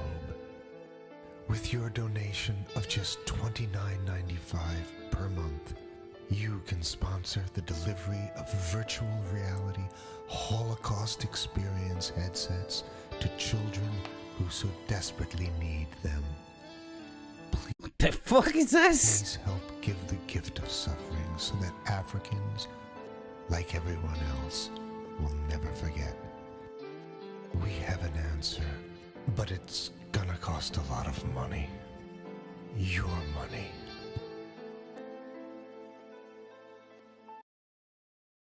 I don't know. Is that Sega's new game? I'm not sure. The men behind the alt-right.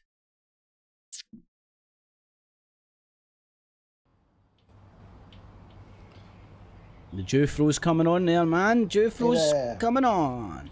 Brian of London here. And it's a long time since I've gone live, isn't it? Getting your teeth done. And you can tell from my hair that I have not yet gone out and experienced the joy of a haircut in Tel Aviv, which I believe we're allowed to do now. Lockdown is gently easing. My kids will even go back to school, I am told, or it's planned sometime next week. We almost have a government in Israel. They've always been paid. And in fact, the new government's going to have more ministers than anyone can ever involve silly walks, because we have just about every other crazy ministry you could imagine. I am Brian of London. I haven't put out a proper podcast for a long time, so Brown Teeth of Israel. And I'm directing this really at my friends in the No Agenda listening community. Ding! I just like to point to this because it isn't a secret. He's a producer in the No Agenda community. He's a major producer in the No Agenda community. He's part of the counter jihad movement, and he's also was in at the ground level where a lot of operations at Tommy Robinson's old social media pages and stuff before they all got shut down.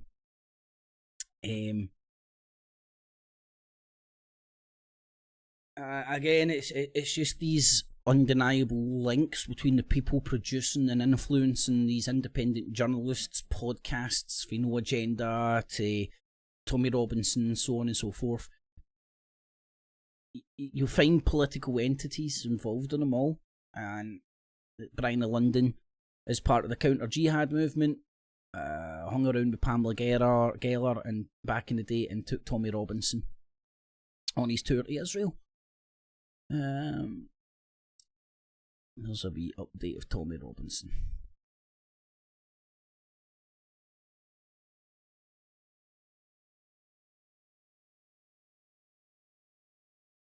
Quite listen to this guy. Of Speech Warrior. It's really out of order. He's been banned from Tommy Robinson's t-shirts. Here's Tommy Robinson's lawyer reading a statement. Alex, oh fuck. Alright guys, what's happening? Today, fuck. Gonna do something I haven't done in a while and read a kid's poem. Fuck! Kids, fuck off! Should be funny. Humpty Dumpty, everybody fucking knows him. Like, broke his neck on a fucking horse. Woo! Alex, that really fucking hurt. Humpty Dumpty, everybody. And Paul Golden, who Tommy Robinson's supporting, is in court tomorrow, I do believe. Let's see how many people turn up for his little shindig. And I believe Tommy Robinson is going to be in court not too long a time as well.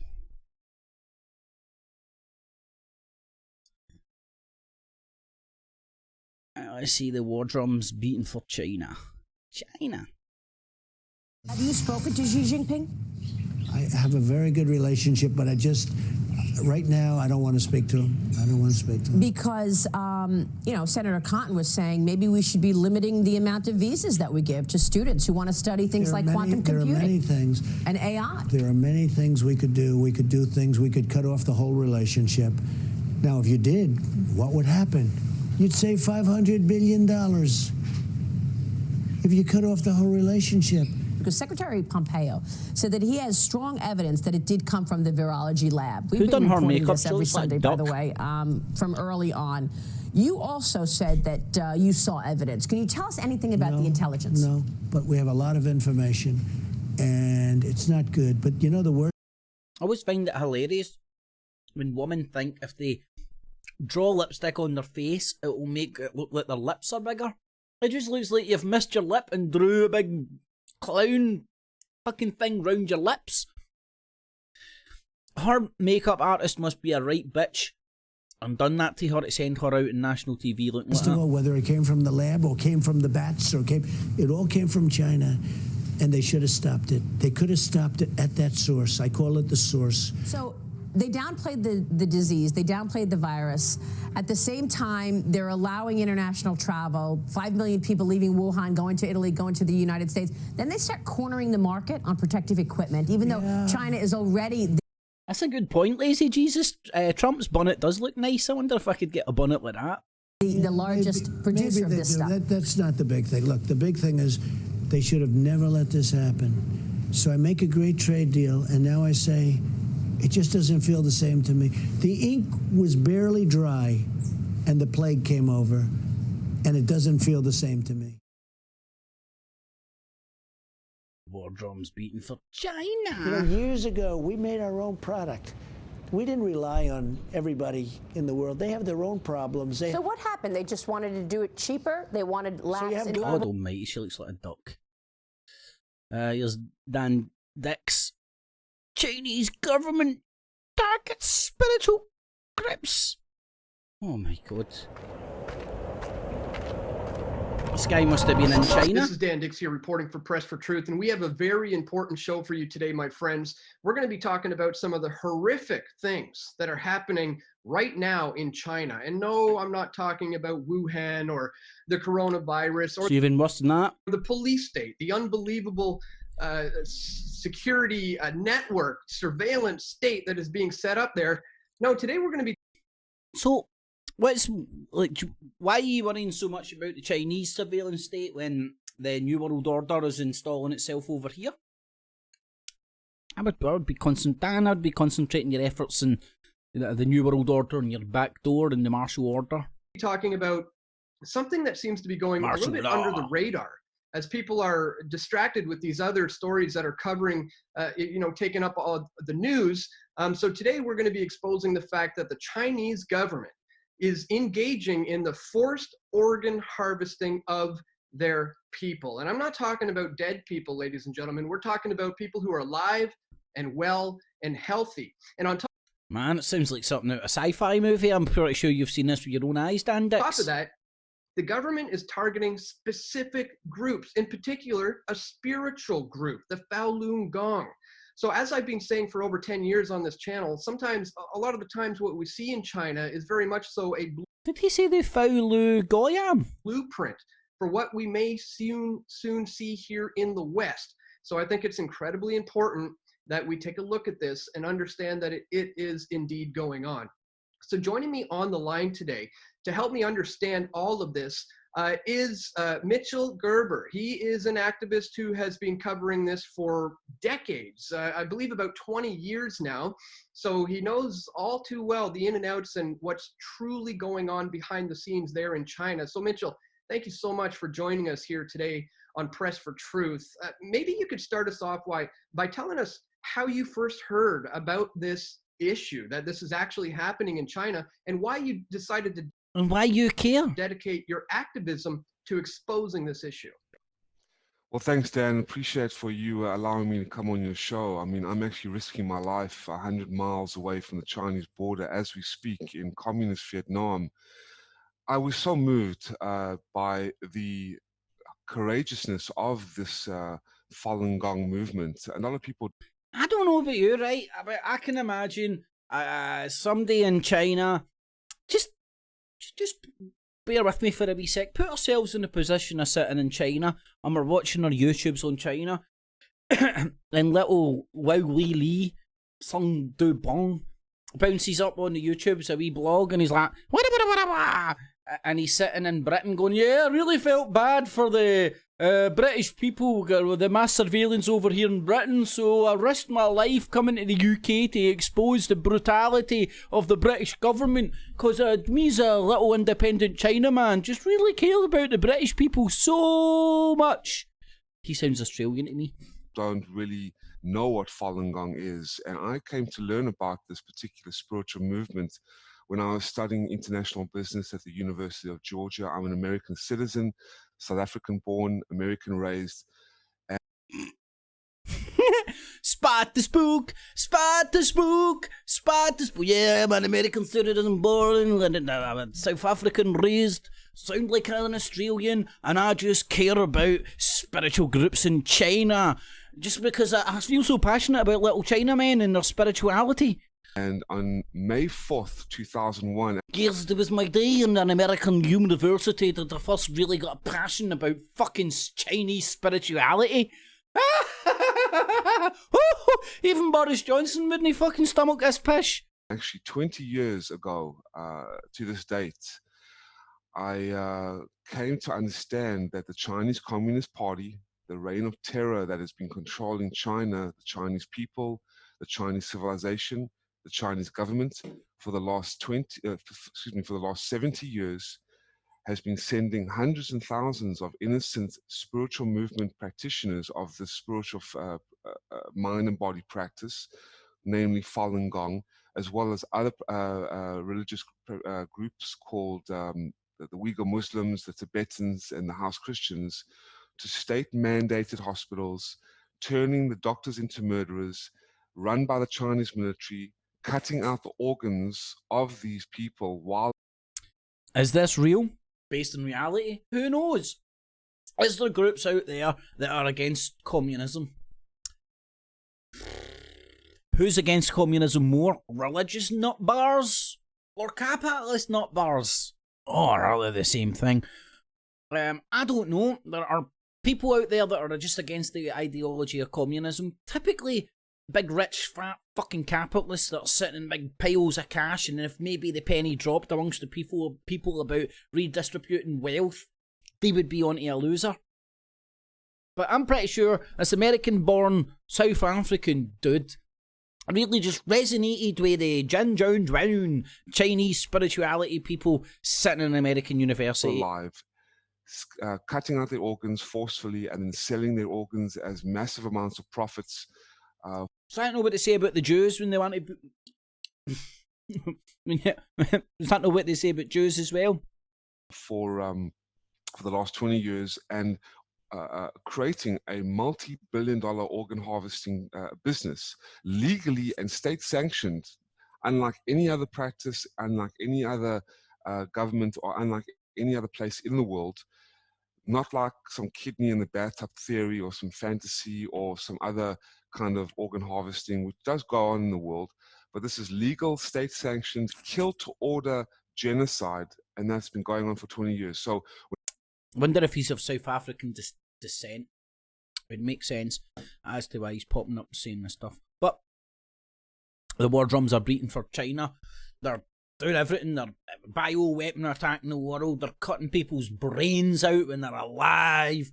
They're eating monkeys and monkey spunk and everything. This briefing on 20th of January, earlier than your timeline, there's a risk. Yo, China, I just have heads up, man. Heads up. Honestly, I'm being serious here, China. A bit of advice. Get some more likeable talking heads. I mean, we all know the style of the communist commentators, especially for North Korea. And we all love that style. But see, when you're trying to like soften up the Western people to your commie propaganda, You need a bit of a softer face. You know, somebody whose English language seems to flow and it's no... It really... It's hard to warm to that, you know. Risk that of the transmission from people to people. By that time, there's about 100... I get somebody whose first language is English. Just a crazy idea. Facilitate communication a lot better. China has announced a partial lockdown of the northeastern city of Jilin. And this comes after 4 local transmissions were confirmed on Thursday. All 4 cases have been linked to a cluster in the nearby county-level city of Shulan. The local government has deployed 32 medical teams to test Shulan residents for COVID-19. Meanwhile, long-distance buses and train services in Jilin City have been halted. Those who work outside the city will need to show proof of employment before departure. Woohoo! When China do it, they're bad. When we do it, saving lives. China, what are the Chinese up to? Chinese military will be training to invade Taiwan. China has major beef with Australia. And a Chinese rocket crashes into Earth. Damn China. And more on this week's China News headlines.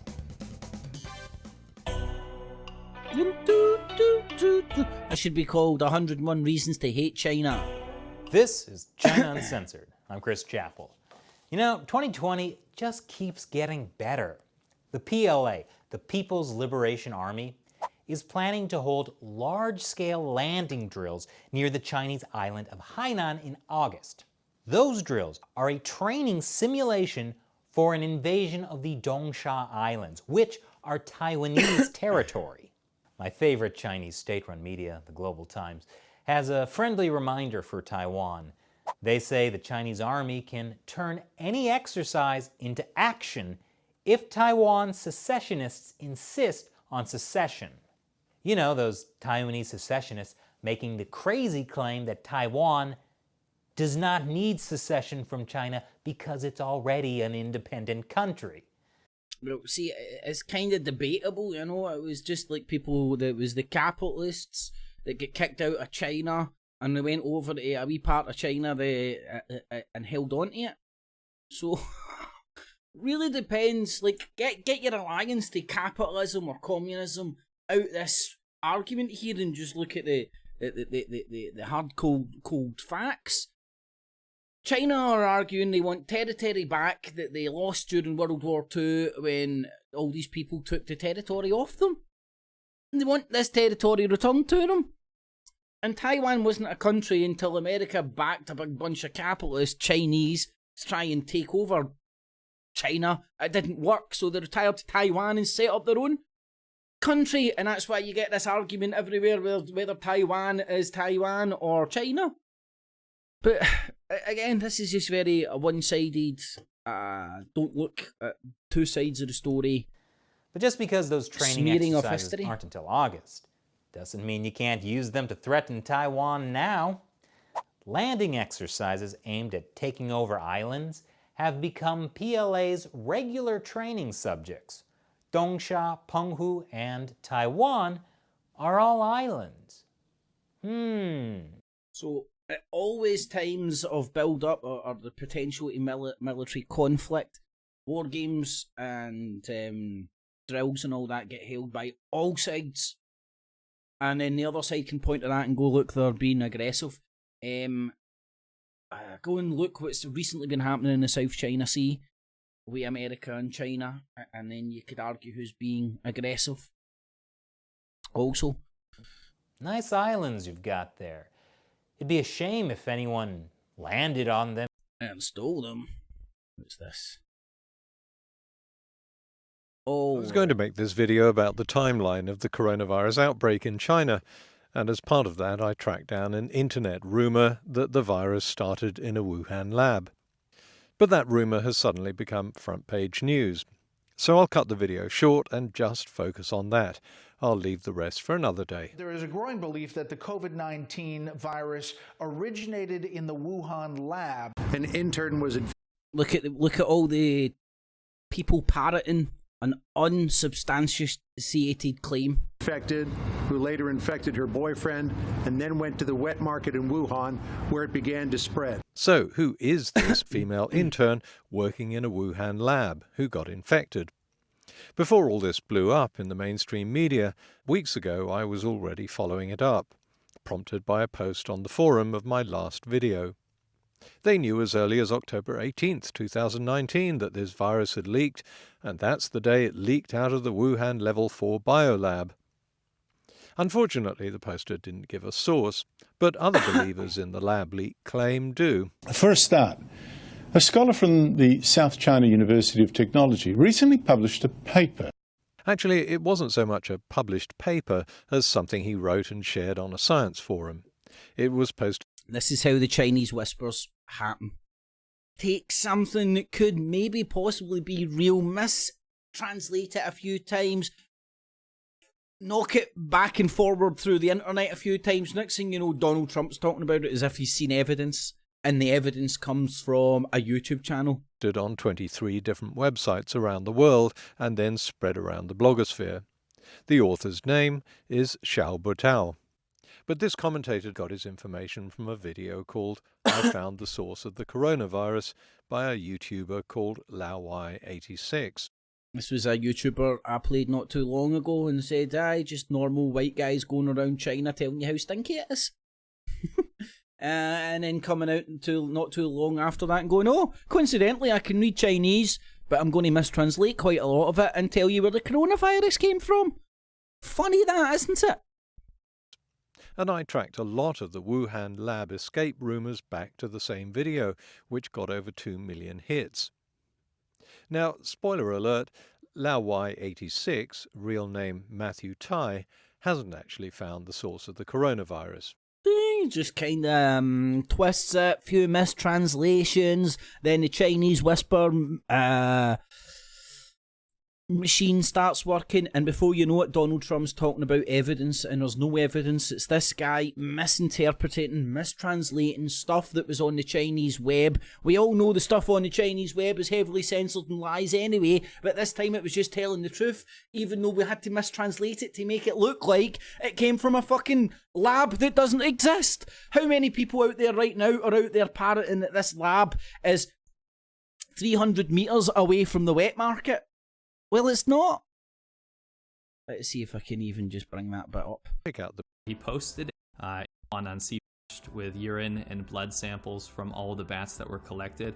People working in the lab claim to have been splashed with coronavirus-containing vials. Huang Yanling was a researcher in the lab working on the virology of bats with Shi Zhengli.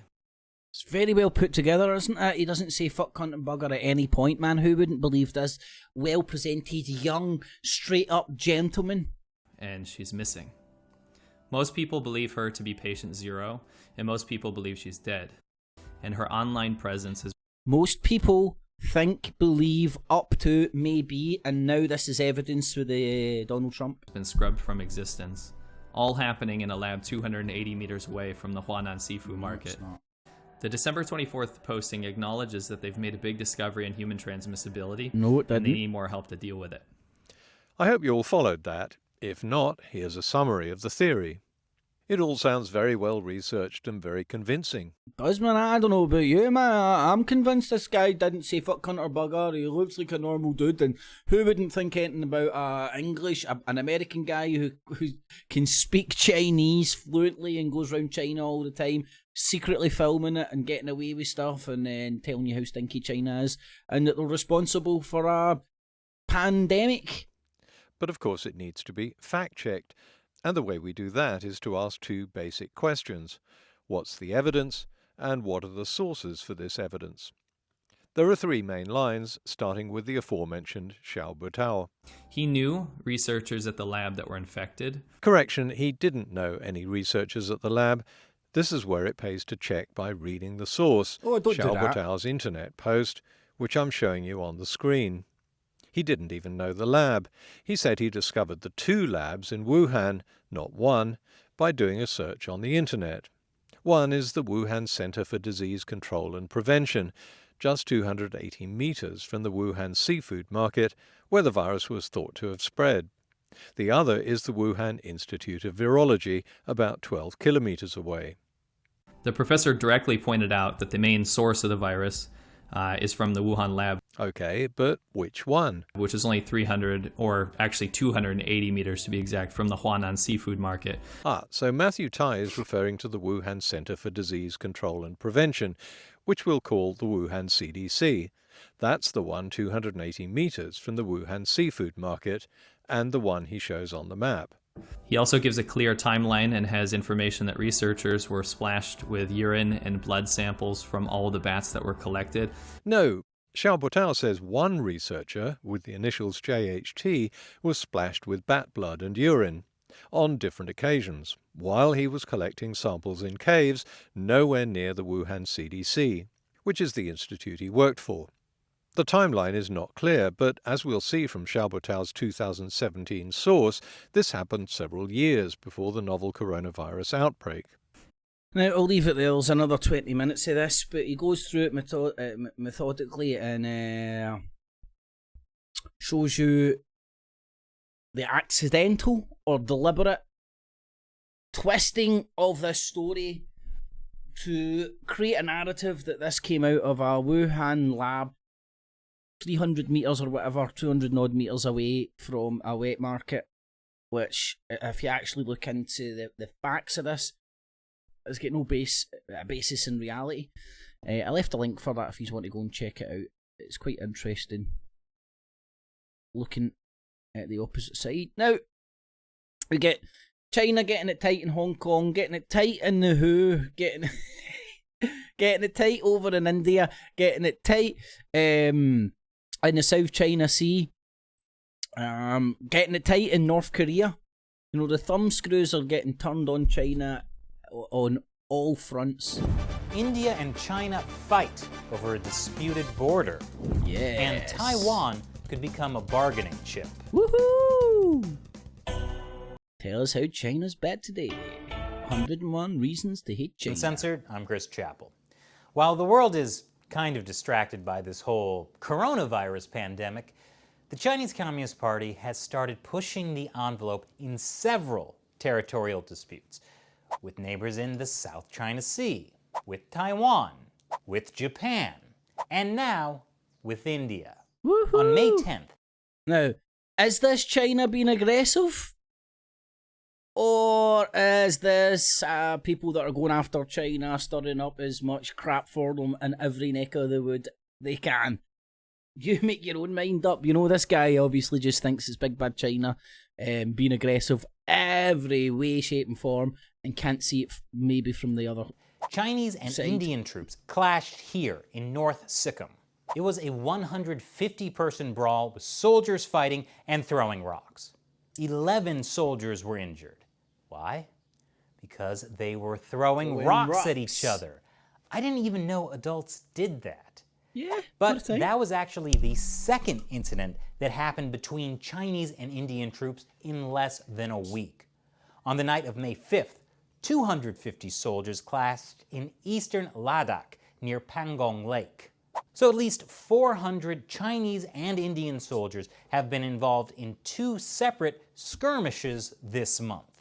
These kinds of physical disputes between Indian and Chinese soldiers happen more often than you might think. China and India actually fought a full-on war over territory back in 1962. Now, both sides have chosen to substantially reinforce the deployment of armed forces for the time being. This may remind you of a similar border conflict that happened back in 2017, when PLA troops harassed Indian ones near the disputed border. Its personnel were caught on camera jostling with Indian troops in sometime in second week of June across the ILA sea in Sikkim. This is how all military months-long conflict, but this time, both. That's how all military conflict should be sorted out. You should just people, the soldiers having square goes, Both sides are trying to downplay the dispute. Chinese Foreign Ministry spokesperson Zhao Lijian said China and India stay in close communication and coordination concerning our border affairs within existing channels. Meanwhile, one of India's Australia's often difficult relationship with our biggest trading partner is once again in the spotlight this morning, with Beijing making good on a threat to slap punitive tariffs on imports of Australian barley. The 80% import tax will stay in place for 5 years and is expected to wipe out Australian sales into the lucrative Chinese market. They are worth hundreds of millions of dollars each year. Beijing says the product has been unfairly subsidised, a claim Australia disputes. The latest salvo in the trade battle came as China, under pressure from more than 100 nations, agreed to an Australian-backed proposal for an international probe into the origins of COVID-19. But the Chinese president, Xi Jinping, told an international health meeting that investigations could only take place when the pandemic, which began in his country, had ended. Let's get more on these developments from our correspondent when the pandemic, which was China's fault, has ended. In Beijing, Bill Birtles. Good morning, Bill. Well, China has agreed to an independent investigation into the origin of the virus. What do you make of it? Well, Lisa, let's look at the details a little bit. What China has agreed to support is a WHO-led investigation, And what we it all calls know a they are not comprehensive independent. review, but only once the pandemic is under control. So when would that actually take place? Beijing did not define that. President Xi Jinping also made it clear that it should be objective and fair, which is code for a non-political review that does not take aim at China. So I think the way the government here in Beijing would interpret this investigation. So Australia very much gunning for a China too. Right, let's have a wee look at why we should kill Bill.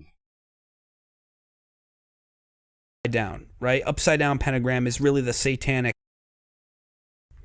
Hello, everyone. So I was watching actually this Today show a few days ago, mainstream media, don't you know that lies to you? Why are you watching that? Play it a little.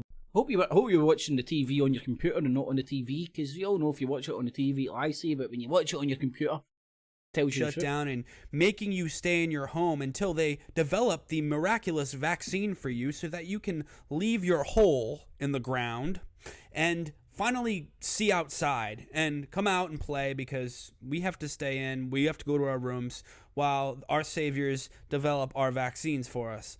Glad you understand that. Now, one thing I noticed when I was watching this is that she's wearing this necklace, and I was thinking, is that a cross? What is that? And it was on TV, it was live, and I was thinking to myself, that's not an upside down cross, is it? There's no way. There's no way these people would be that blatant. Looks more square to me, but it's really hard to tell with the resolution and stuff. It could be a variety of things about what they're doing. But then again, wait a minute. Tom, you've been researching this stuff for a while, and you know they would.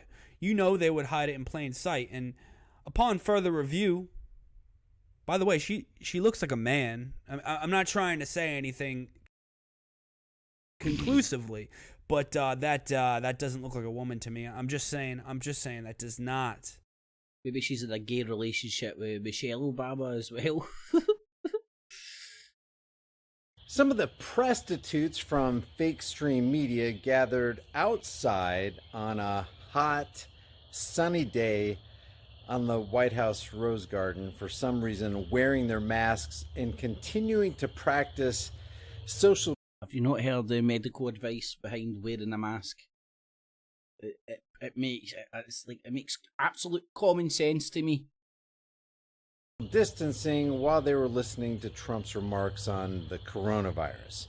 Now, I managed to compress this hour-long speech into about just a little over 12 minutes, but I want you to tell me what you think the takeaway from this speech is, and if you think Bill Gates would be pleased. See, Trump is secretly colluding behind the scenes with Bill Gates. Hello, everyone. Mr. B! What's your secret mission about? It's not my mission, but an idea that came from my good friend, Mr. Bill Gates. Hi, kids. The real, actual, in-person Bill... Bill? It's a cartoon, mate. Calm down. He's trying to say that we're big fans, Mr. Gates. It's a strange fact that Bill Gates' hagiographers, PR hacks employed more often than not by... There's one quick bit I want to get to on this. It's a bit that commonly gets played with Bill Gates, which people commonly use to say that he's out there trying to kill people using vaccines. And it really just depends on how you listen to it.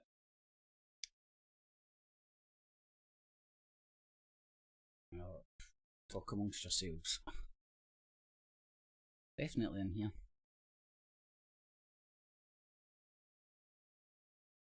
It's around here. It's his TED Talk one. I think it's this one. This is the one. goal of reducing population growth.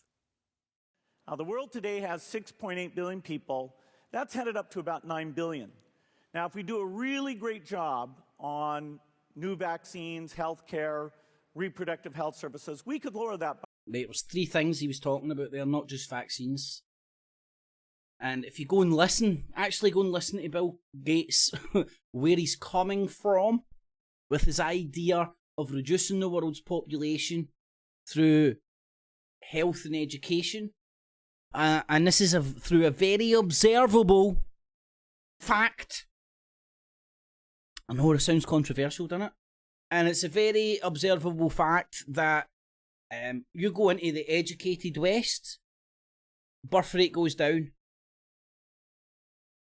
You go into the uneducated world, death rates through the roof.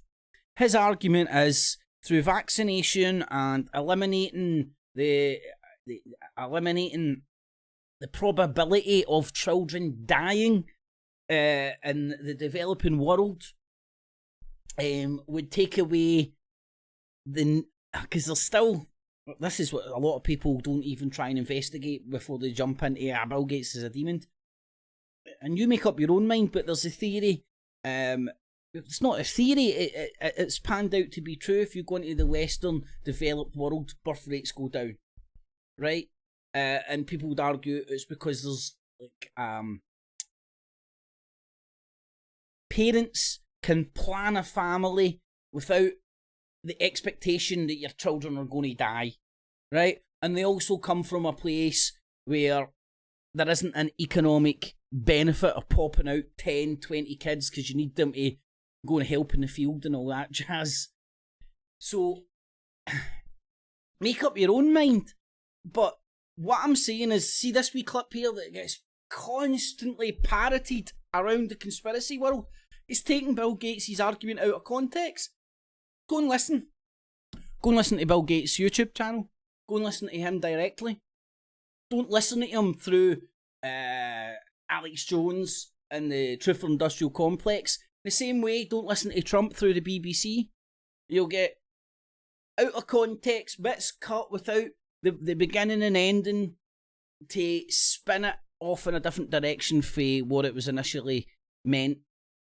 So everybody focuses on there. He's talking about vaccinations and population control, but he's talking about a 3-prong attack. That's headed up to about 9 billion. Now, if we do a really great job on new vaccines, healthcare, reproductive health services.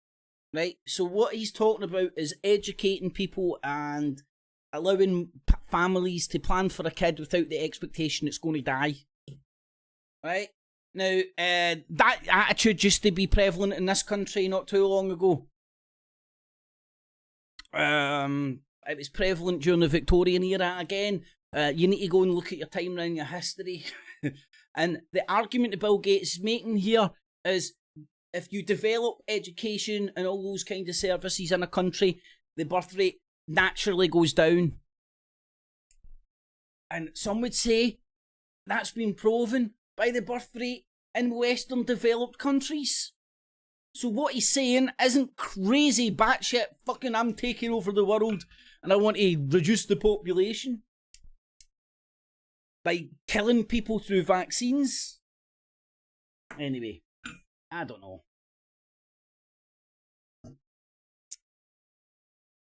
Bill, I'm still waiting for my check. Yeah, right, where am I? That was the Kill Bill. Pissed off nurses. Oh, this is interesting, actually. So,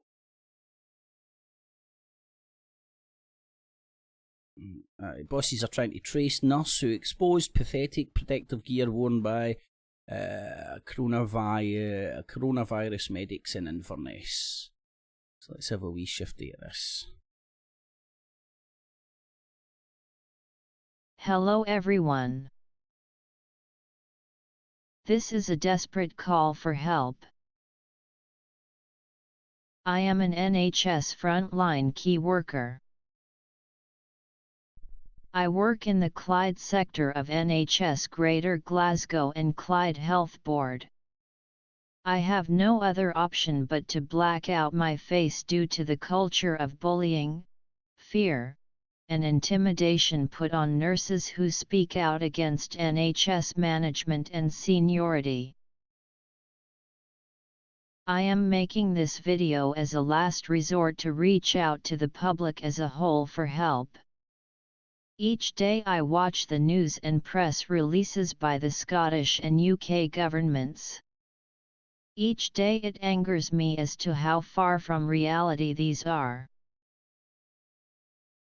I listen to the remarks about the PPE sent to hospitals that are protecting frontline NHS workers.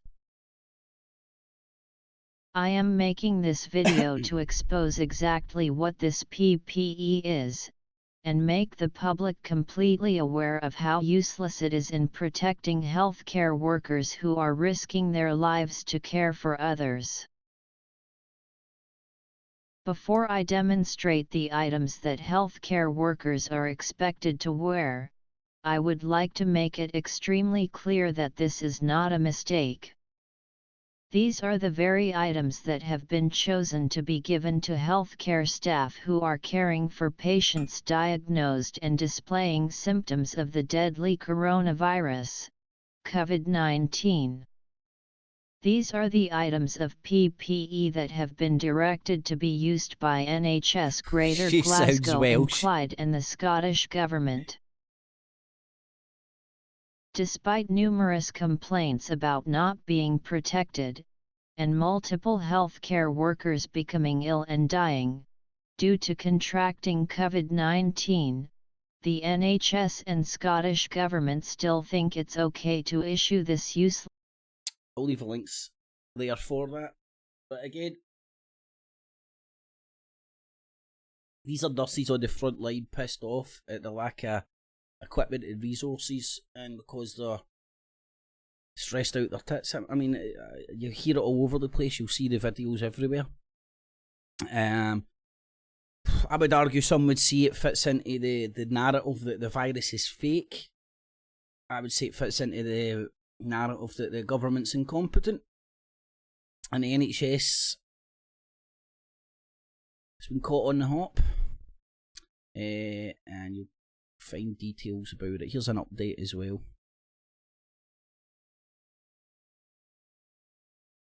Hello everyone. I am the faceless frontliner. I speak on behalf of the professionally silenced frontline workers of the NHS, who selflessly help to care for patients who are diagnosed and displaying symptoms of the deadly coronavirus, COVID-19.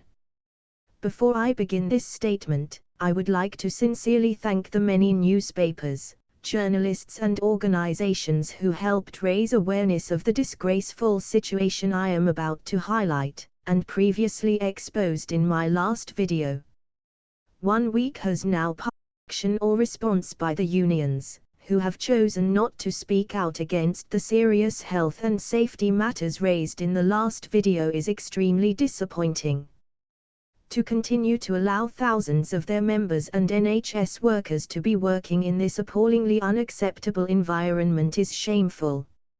Especially when members pay for unions to give them a voice and stand up for their rights. To the unions I say this. Where are you? Why have you intentionally chosen to be silent when questioned by the press about the serious health and safety matters raised, at this crucial time of need? Why have you allowed this shameful practice? Some would argue because we don't have that really effective unions anymore in this country. I put the link in the chat for people that want to. I am Dr. Ravi, and one of the doctors, and this is Sam, our team leader in this hospital, and this is Nicola, who is a trainer and fit tester for qualified masks. And I got a few masks here. She's going to explain what they are of any use. How about this, Nicola? What are these? So these masks are just normal surgical masks which surgeons use in theatre. They don't protect them from TB or corona. Just protect them from splashes of blood. Is this what they normally use in the theatres?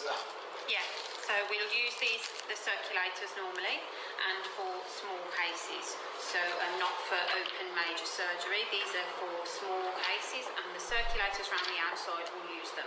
There's one type that's just plain. So this woman from Inverclyde is pointing out the lack of protective equipment.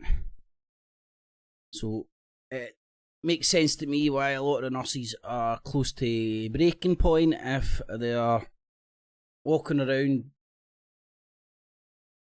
listening to the news, telling you to stay at home or you're going to die, and they're expected to walk into work and all that without any proper protective equipment. Anywho's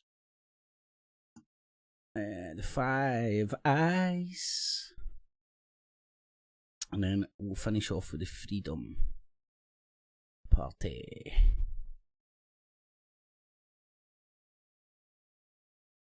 You're in the War Room, Jack Maxey, Jason Miller, Stephen K. Bannon, Raheem Kassam, and now joined by Dr. Alan Mendoza, the Executive Director of the Henry Jackson Society, a think tank in London. Full disclosure, where I used to work an odd decade ago. Dr. Mendoza knows all the trials and tribulations. If you don't know who Raheem Kassam is, he once tweeted one of my videos laughing that he was now centre of a conspiracy theory because I was talking about how he was orchestrating a lot of the far right activities in this country. Which, by his own admission, he is. He used to be part of the political strategizing apparatus of UKIP, and now he's here with Steve Bannon, and it's very interesting what they're going to talk about. Relations of trying to manage me. Alan, I saw yesterday the Henry Jackson Society pop this incredible new report breaking the China supply chain, how the Five Eyes can decouple from strategic dependency. Now, our audience is pretty clued up on all of this, but just as an introduction, Dr. Mendoza, why don't you introduce just very quickly the concept of Five Eyes and why particularly Five Eyes as it pertains to breaking the China supply chain and the strategic dependency rather than one of these other multilateral organizations that we hear so much of? Now, this is where all my crazy conspiracies come into one. So you see hear all these guys talking about the Five Eyes going after China. Well, Trump's going after China. The Five Eyes also going after Huawei, which is going after China, which is where the 5G fear come from.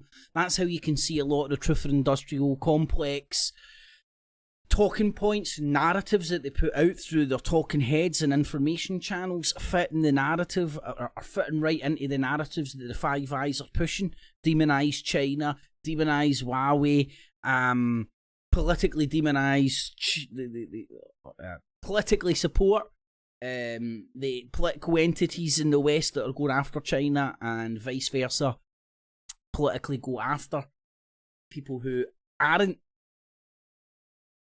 as much on board as crushing China. So you could even see it as a kind of the old-fashioned capitalist versus communism propaganda machines going on here. But I've pointed to the Five Eyes for some time now, and their involvement in the 5G fear and how they are, I believe, responsible for propagating the 5G bullcrap within the truth industrial complex, because they're the ones that want to politically capitalise on it and stop Huawei, aka the CCP, putting their infrastructure in a lot of Western countries, because they're technologically speaking far in advance when it comes to 5G technology. Anyway, I thought that was fascinating, especially Steve Bannon and Raheem Kassan bouncing up. What channel was that on? That was on Rise of the Right.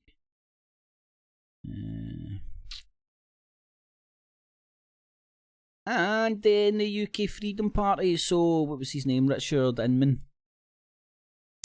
He's claiming. There's an expression that says, imitation is the greatest form of flattery. Now, I'm extremely flattered that a new grouping has appeared that has tried to steal the name of the UK freedom movement.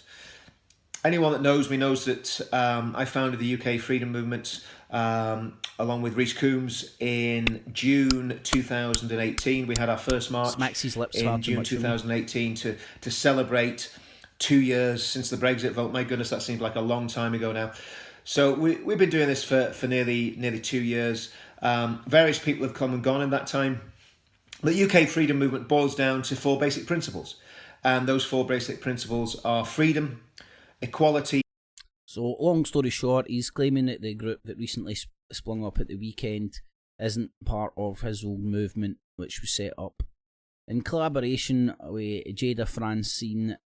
Apparently, they're taking legal action against people for claiming it was them responsible for the protests at the weekend. If you look at a lot of the people who were centre of attention and got themselves arrested at these protests, especially one in Hyde Park, being Jeremy Corbyn's brother and this guy, they are now doing the rounds on the alternative media circuit, coincidentally. So I find that very interesting. Anyway, that was the UK Freedom Party movement who claim it's all independent. So anyway, thanks for tuning in to this week's Not the Infowars Nightly News, the original, the OG baby alternative look at the so-called alternative media. Skeptical with the spectacles, technically sunglasses, about the so-called skeptics, and watching the motherfucking Watchmen, because somebody's got to do it. Make sure you thumbs it up, share it with your friends, your family, foes. Remember, it's a digital biscuit show. It's all available and accessible free of charge. We'll do such a good job, you find value in what I do and use your spare change, not your life savings, in the PayPal button down below. And a mega thanks to those who do. Tune in on Friday for another See Through the Fear Porn Friday if anybody wants to get involved with that. I'll say hi to those in the chat, and then I'll get out of here. I'll do a wee 10-minute outro as well if you want to hang about the chat for a wee bit.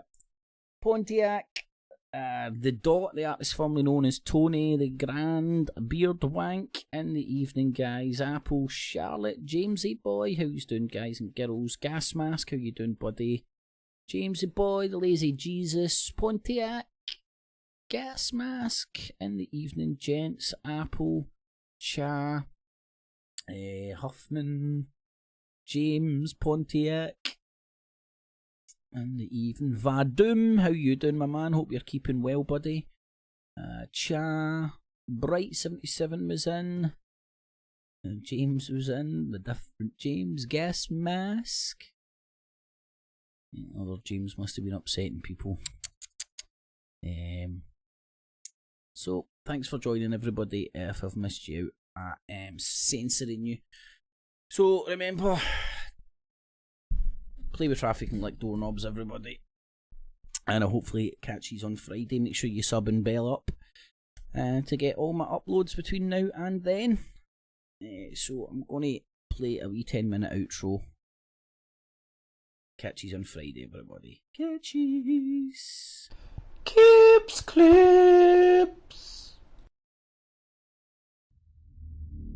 subscribe and bell up.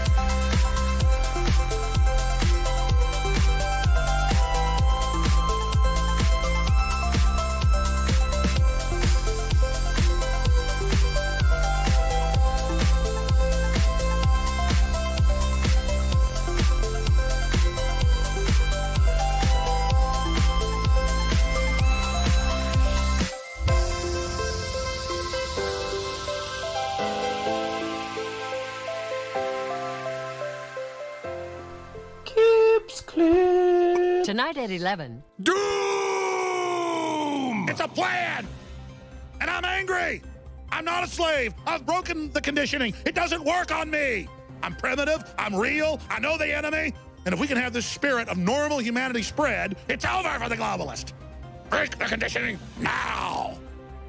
Excuse me. This is not the Infowars Nightly News, where the answer to 1984 is not $19.95 plus shipping and handling, but the answer is to try and understand the double barrel bullcrap, the double speak, and the Orwellian wonderland we now find ourselves in.